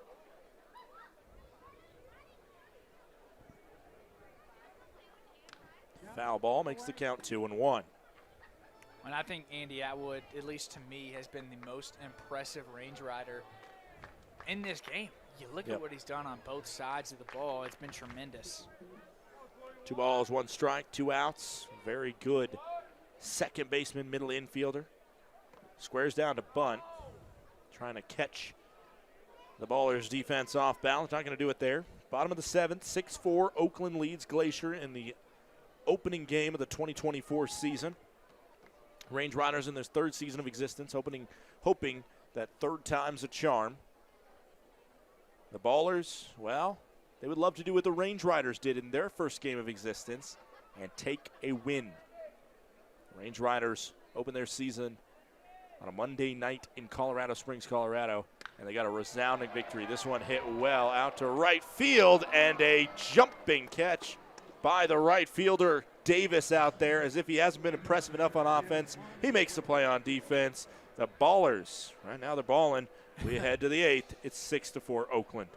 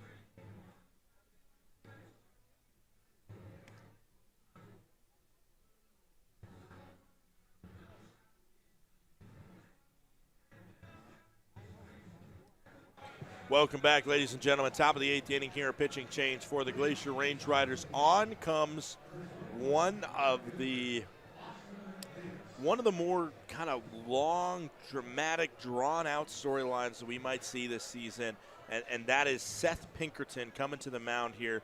Seth Pinkerton, David, has not appeared in a game since 2018. Yeah. But before that, he was a pretty good ball player. He was good. He did a lot of really good things. This is a perfect bunt down the third base line, and it's going to go fair. I don't know what just happened as the throw into second will not get him. That was a bunt double. What just happened? I don't know if that was a glitch, a video game glitch or what, but running up on that was Christian Kirtley, and for some reason he just decided to abort mission and let that one slide by third base. Maybe he was seeing the brown of the turf as the foul line and just, I don't know. I mean, this was a perfect bunt placed, but you see Christian Kirtley in the third base line. He steps over it on purpose. It wasn't on accident, and that is a very tough break for the Range Riders. Especially to open the inning as that one misses low to Dan Covino. And your Austin Davis update, he's now 5 for 5. Yeah. And he is, without a doubt at this point, the best player in franchise history. He has had an incredible night. This one, a high fly ball to left field. Tonka will stop. Now drift back in a little bit of a sketchy kind of play. The throw back to second almost doubles off the runner. Maybe he was trying to deke the runner, but it looked more like he was just trying to sketch us out in the booth. These runners got to be careful. Yeah, ballers. After a good, maybe a little bit, they were going to get probably the bunt single, but that's a bunt double. After that, you can't shoot yourself in the foot. Davis right there almost got a little bit too greedy, but ends up getting back in time. Pinkerton with one out now, the first out he's recorded since 2018. We didn't really even get to talk about it because that bunt happened, but really good collegiate player at Hartford, which was Division I at the time. Ended up getting drafted in the 20th round of the 2018 draft. Spent time with the Elizabethton Appalachians, a affiliated minor league at the time, and just some freak injuries have taken him from a guy that had an MLB aspirations possibly to now throwing a pitch that was probably a wild pitch. Makes the count 2-0. It's a very unique story. Everybody has a different one that leads them here. Yeah. But for Pinkerton, it's been a long and turbulent road, a lot of recovery, and he's probably said goodbye to his baseball career at least once, probably twice. And here he is. He showed up at the MLB offseason, or the Pioneer League offseason tryout camp, was drafted by the Range Riders, and here he is making the opening day roster. And what I love, too, is we heard Henry Hunter, commissioner of the Pioneer League. Oh. Drew Sims going to throw this one back, and they don't place the tag in time on Davis, who ends up scoring, and that was all worked himself. A bunt double, followed by a wild pitch, followed by another wild pitch, I assume, that makes it 7-4 here on what is turning more and more into an inauspicious opening night at Glacier Bank Park. A 4-pitch walk to Dondre Hubbard.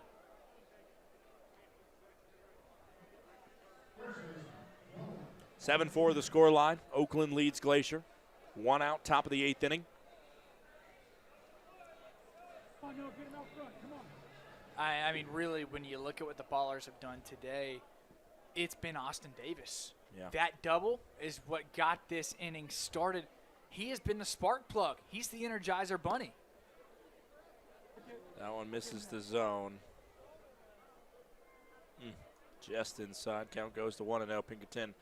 Biggest thing about being off from playing competitive baseball for so long probably is keying in on the strike zone.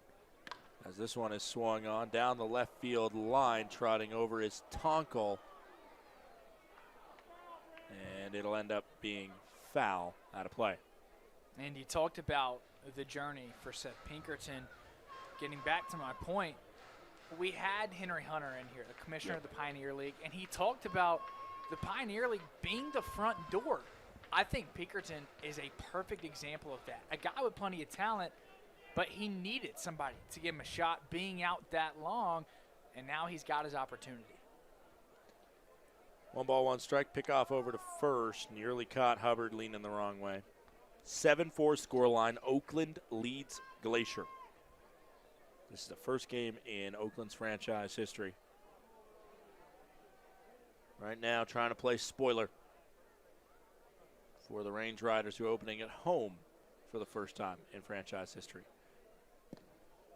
Misses off the shoe tops. Count goes to 2 balls, 1 strike.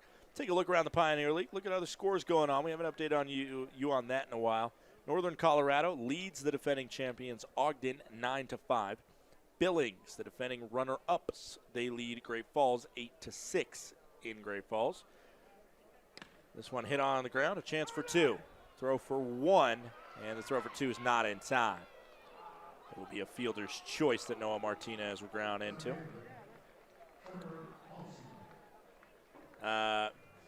The Missoula Paddleheads in the top of the 9th inning in Idaho Falls, they are down 6-3 right now, which that would be a little bit of a shocking scoreline. Yeah. One of the best overall record in the regular season last year, Missoula, versus one of the worst in Idaho Falls.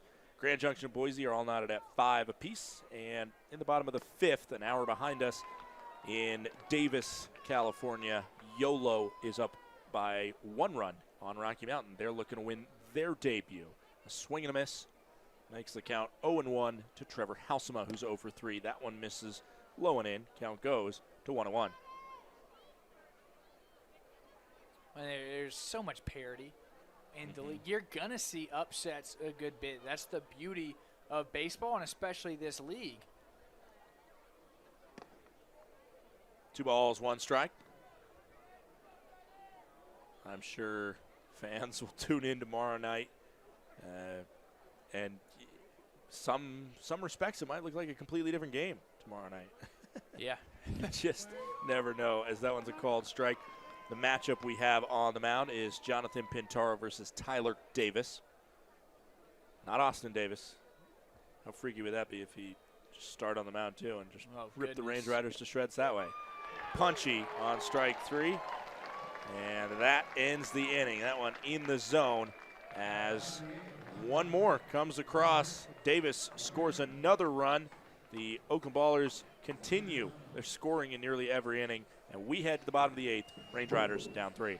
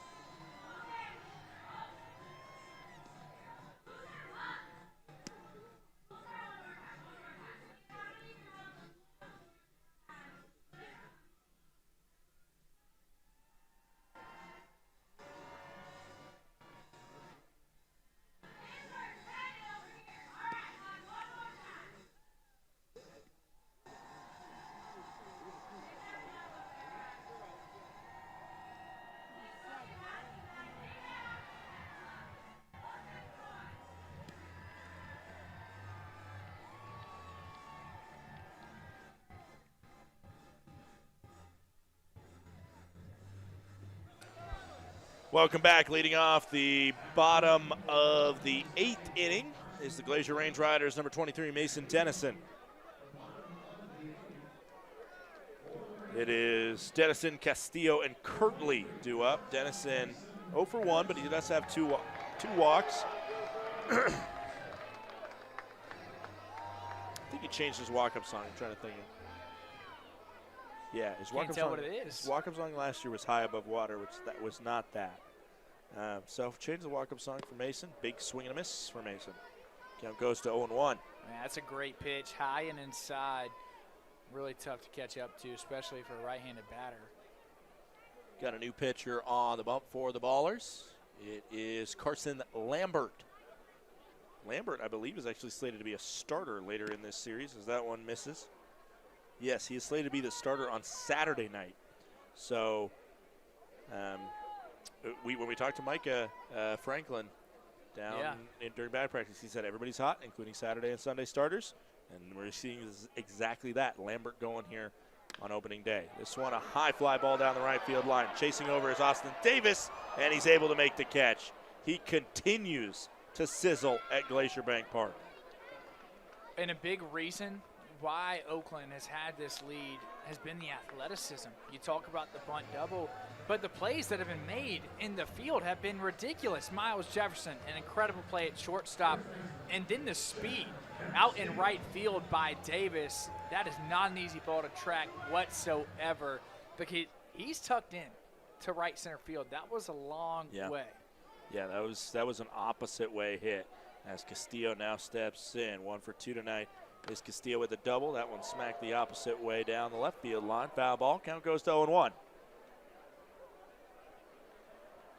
And obviously the tension is rising for the Range Riders now. Bottom of the 8th inning. You don't have that much more time. Yeah, 5 outs right now as it stands. Check swing. He went around. And the count goes to 0-2. Carson Lambert. He is previously from the Reds organization, the Cincinnati Reds. Spent most recently with the Reds in the Arizona Complex League. 0-2 coming in from Lambert. Foul ball. Castillo stays alive.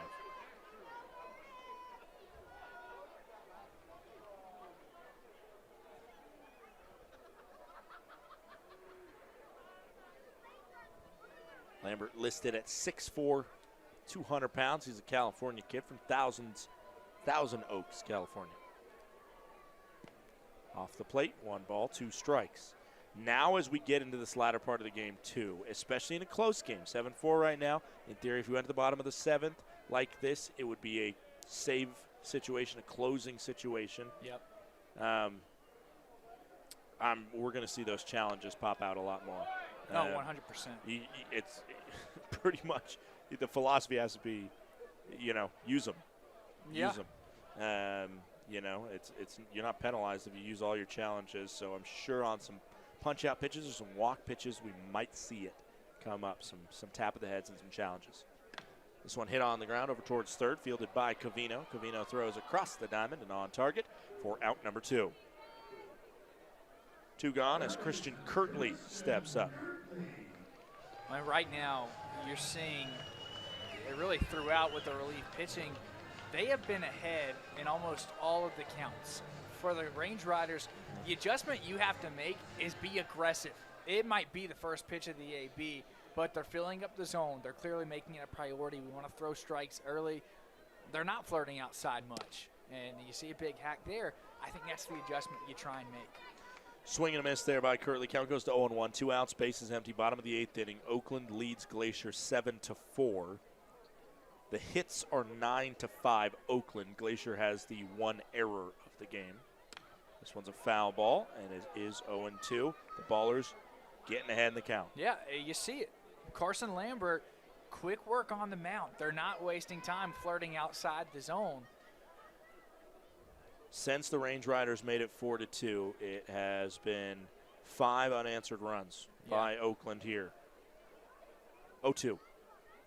Upstairs, 2 balls, 2 strikes. It was a big, 1 ball, 2 strikes. Yeah, it was a big third inning for Glacier. But outside of that, give credit to what Oakland's been able to do. Just try and dart it back here. That one misses. Counts 2-2.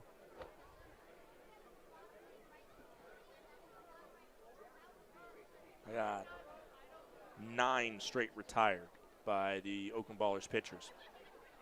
Range Rider bats have been cold, as that one missed. The last hit was Castillo. As the count goes full, 3-2, 2 outs here in the bottom of the 8th. I'm guessing if this is anything in a borderline kind of zone, we're going to see a challenge. Yeah. That's my Tony Romo prediction. Yeah, seam route for Gronk.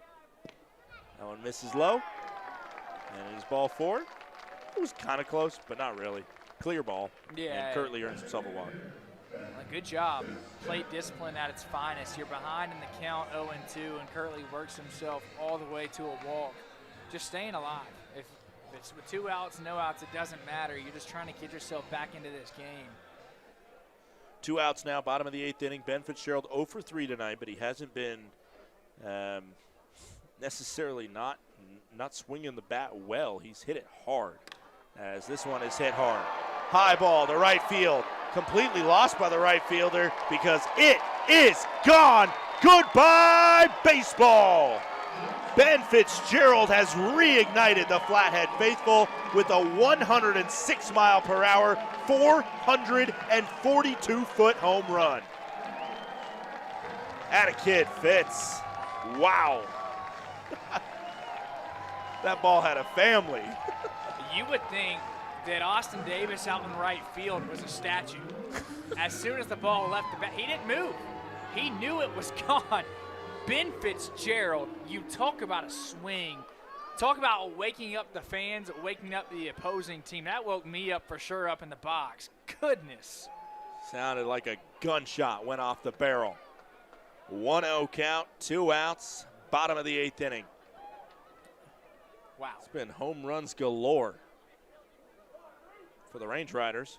Just one for the Ballers, and they haven't really needed it. They're up 7-6, but yeah, home runs do tend to help you score runs.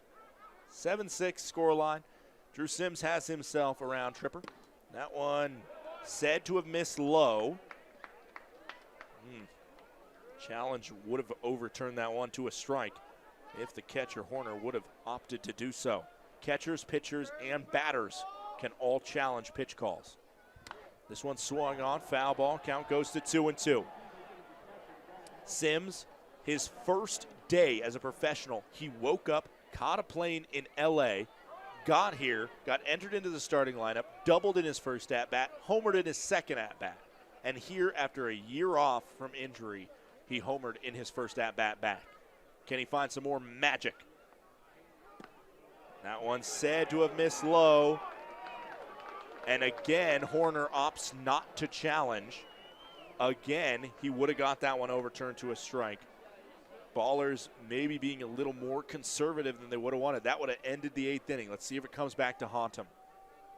3 balls, 2 strikes, 2 out. Payoff pitch. Swung on. High fly ball to right field. Davis will stop.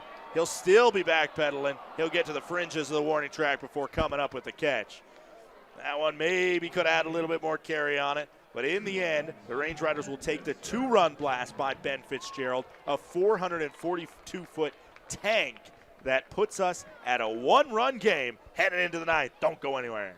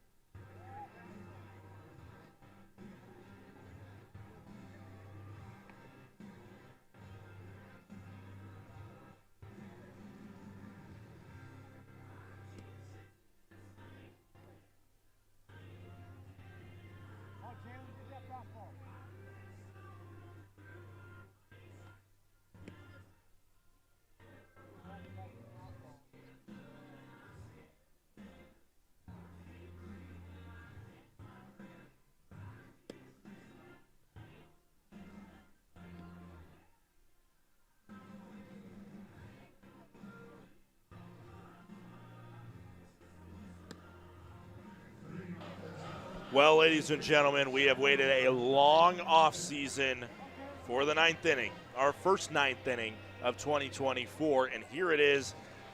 The drama couldn't get much higher than this. The Oakland Ballers in their first game of existence with a one-run lead right now trying to add insurance, while on the other side, the Range Riders. It's been a home run derby for them, down by 1 run, as this one is ripped and fair down the left field line.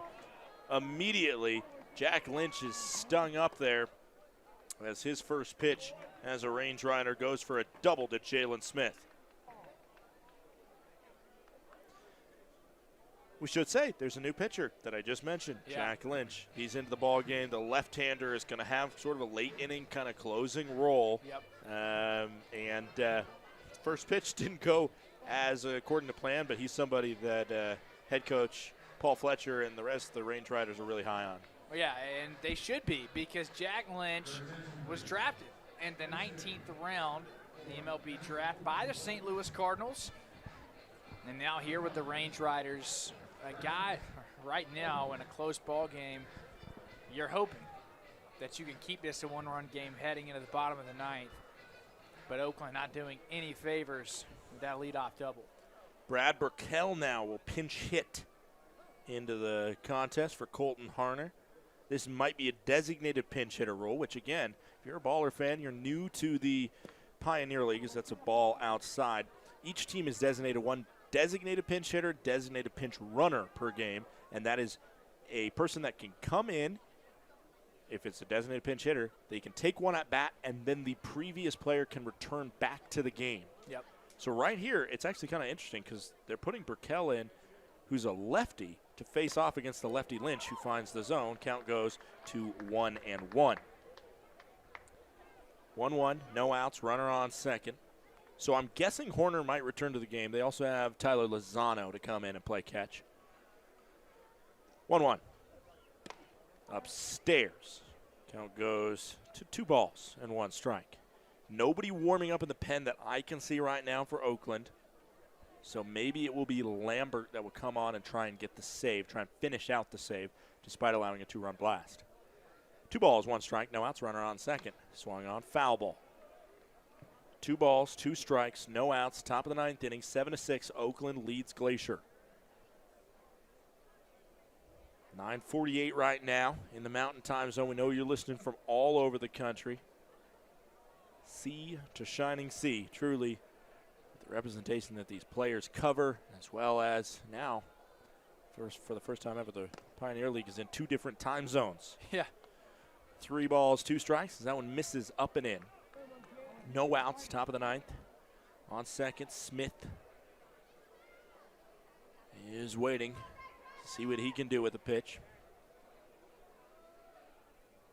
3-2. Foul ball. Skips off of Drew Sims' face mask. We stay 3-2. Range Riders. They have some bats available off the bench as well. We'll see what they try and do in terms of pinch hitting. We've seen the bottom of the lineup maybe hasn't produced as much as they want in McLaughlin, Tonkel, and Daly. The outfield trio, they played well in the outfield. Just the bats haven't come alive yet. A little look back to get Smith flying back into second. Smith's family back in Georgia, nearing the midnight hour. Unfortunately for all those East Coast listeners, you might as well get used to it. Ball upstairs and a walk. Burkell finds himself aboard. And now Miles Jefferson will step in, batting in the second leadoff spot, the 9-hole. Strikeout swinging his last time up, but a single and a walk as well. He's 1 for 2. Yeah, and won't be shocked if you see a bunt placed here for Jefferson. No outs, 2 runners on. It's the likely move. Good call. Corners are going to pinch in. We see Castillo, the Range Riders' first baseman, standing on the edge of that infield cut. It is a turf field here at Glacier Bank Park, so you don't have actual grass to stand on the edge of. Hey, he might have had a swing away call there, or at least a take pitch, a take sign on. As he watched that one go outside, count goes to 1-0, no outs. Runners on first and second. It is a textbook sacrifice bunt type situation. That one called a ball. Count goes to 2-0. Maybe they'll just let Lynch pitch himself into trouble, as he did by walking Burkell. Range Riders trying to capture that two-run home run in the bottom of the 8th and use it for some momentum here. 2-0 pitch. They're saying that was a ball, and it is 3-0. Wow, that one hit the top of the strike zone according to TrackMan. Yeah, I mean, it's a good pitch from Lynch. There's nothing you can do about it unless you challenge it, of course. But, I mean, a 2-0 count. Now 3-0. Yeah, now 3-0. Blast that one's down the zone. Gets the get-me-over pitch. But the count's still 3-1. I am really surprised that we didn't see Miles Jefferson put it down. We've seen good kind of small ball from Oakland and just good base running, disciplined hitting. This one is up the middle, and this is going to backfire because they really should have done something different than that on a 3-1 hitters count. It's a 4-6-3 double play. Atwood to Dennison to Castillo, and we got 2 gone, but a runner on third for Oakland. That's the best case scenario for Lynch and the Range Riders. It's huge and a great pitch from Lynch. Understanding the situation, you're trying to get the batter to roll over something. You want the double play. We talked to head coach Micah Franklin from the Ballers before this game. He told us he's going to let them play. But again, situational batting, you would really think with no outs, the runner on first and second, if there's a time to place a bunt, it was then. Swing and a miss. Count goes to 0-1, 2 outs. Yeah. It could all be a wash in the end if the Ballers close this one out, but it's one of those that you don't want to look back on and say, why didn't we do more with that? 1 ball, 1 strike, 2 outs, top of the 9th inning. I'm sure there is plenty of fans back in the Bay Area, Range Riders fans that are maybe listening on the radio. A lot of people right now that are kind of that are waiting on every pitch here in the 9th inning of game number 1. Yep. It doesn't feel like it right now when you're in, not even a full game into the season, but it is a 96-game schedule. So nice one loss does not define No. what's going to happen, but starting with a win sure does feel good. Oh, absolutely, especially on opening day. 2-1 upstairs. And the other questionable thing to me is you have Austin Davis on deck. You can't say that name to me anymore. And, I mean, obviously, you're hoping, and I'm hoping the Range Riders can get out of this jam, but if you're a Ballers fan, 3-1 finds the zone. Count's going to go full. you want Davis in the box, and you would most likely have him in the box at least with 2 outs if you place that bunt. Yeah. Hopefully Micah Franklin doesn't have nightmares about that one. 3 balls, 2 strikes, a pitch in. Call the ball way inside. Well, Davis still makes his way to the box. Let me go over the stat line for Austin Davis. If you just tuned in, Austin Davis, the number 2 hitter for the Oakland Ballers in his first game as a Baller. Davis is 5 for 5. That's an OPS of 2.4 right now. Goodness. 3 singles, 2 doubles, 4 RBIs, and 1 run scored. First pitch, call the ball, outside. A 6 for 6 day would be incredible. I mean, that might be a franchise record that might hold for a long time for the Ballers. Yeah. 6 hits in 1 game. But we'll see. That one hits the zone, called strike, count goes to 1-1. And if you're Jack Lynch right now, you're pitching aggressive. I get it. Austin Davis has played insane, about as good as you can get. But attack the zone. Be confident. You don't want the bases loaded. Davis just challenged that, and it was very clearly in the zone. So he just lost the challenge for them. Hopefully that doesn't come back to bite the Ballers. Foul ball. Got to wonder kind of the how that affects your head space, too, when you challenge it and you realize, oh, I just took, a challenge away from the team. Yeah, especially given a 1-run game. If you're in the bottom of the 9th with 1 run, you definitely want as many challenges as you can get on the defensive end. Timeout called by Austin Davis. 1 ball, 2 strikes for Davis. Could he get his 5th RBI, possibly a base hit would give it to him. 1 ball, 2 strikes, a 7-6 ball game. Oakland leads. Top of the 9th here. Range Riders would love to go to the bottom half of this inning, down by just 1 run. A big 1-2 pitch. Swing and a miss. For the first time tonight, Davis goes down. He comes up empty. The Range Riders will send up 7, 8, and 9 in the bottom of the 9th, down by 1. Don't touch that dial.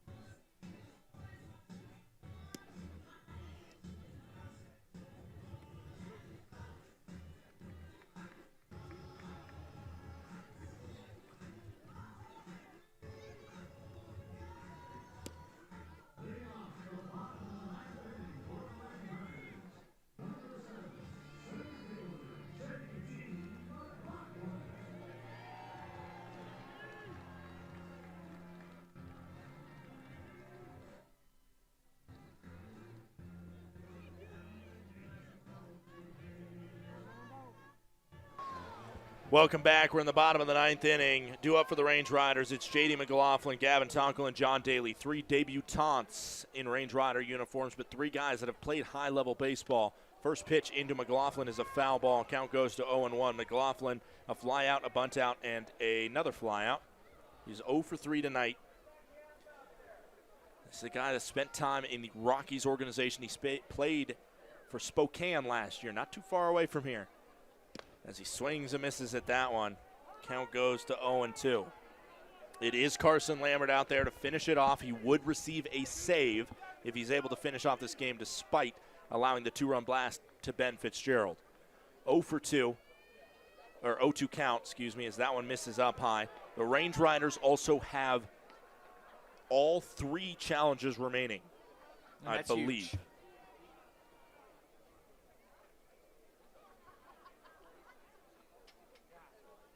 Oakland has 2, so a lot can happen. Swings on this one. Going to be deep down the third base line. The throw across the diamond is in time for out number 1. Good throw by Dan Cavino. It skipped a couple times, but it didn't have enough velocity on it where Noah Martinez can handle it off of the turf.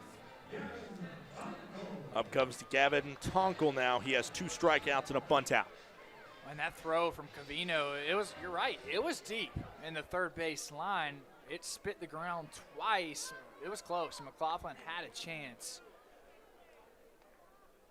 Swing and a miss by Tonkel.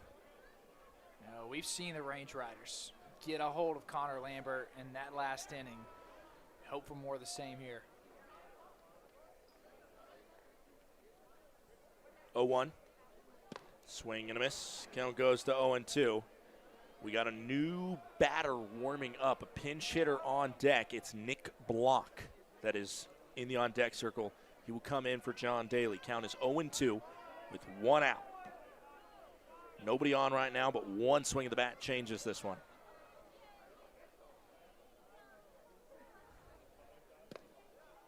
Called a ball. I'm kind of surprised Oakland's not going to challenge that one. It did miss. Yeah. And so that would have been a lost challenge if Oakland would have tried. Great call by the home plate umpire there in Brandon Snyder. 1 ball, 2 strikes, 1 out. That one is called. Oh, He man. should have challenged that one. Oh, that's. Oh, and are they not going to challenge? They're not going to challenge that one, and it would miss the zone. Oh, man. And that one definitely, I mean, it's quite a ways off the plate. It's not very close. And That's a ball. It goes down as a called strike 3. There are 2 outs, and again, Nick Block comes in now as a pinch hitter. Last chance for the Range Riders on opening night. Swings on the first pitch, fouls it back.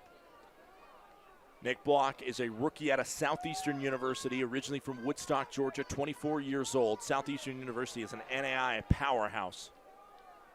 The Fire appear in the NAI World Series pretty much every year.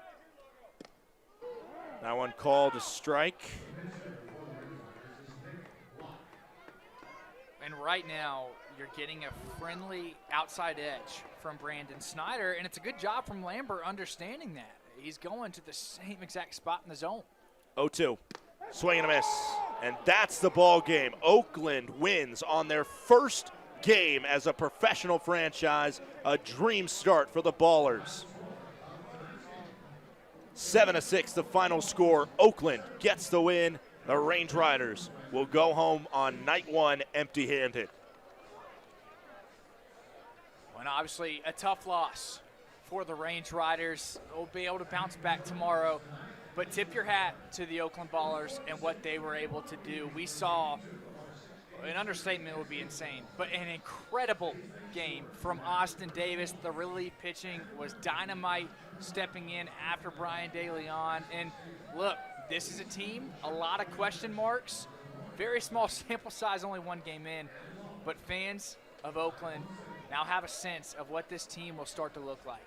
They got a sense of the team and the league. We'll talk a little bit more when we come back on the Glacier Range Riders post-game report. 7-6, the final score. Oakland takes their first game ever as a professional franchise. We'll be right back.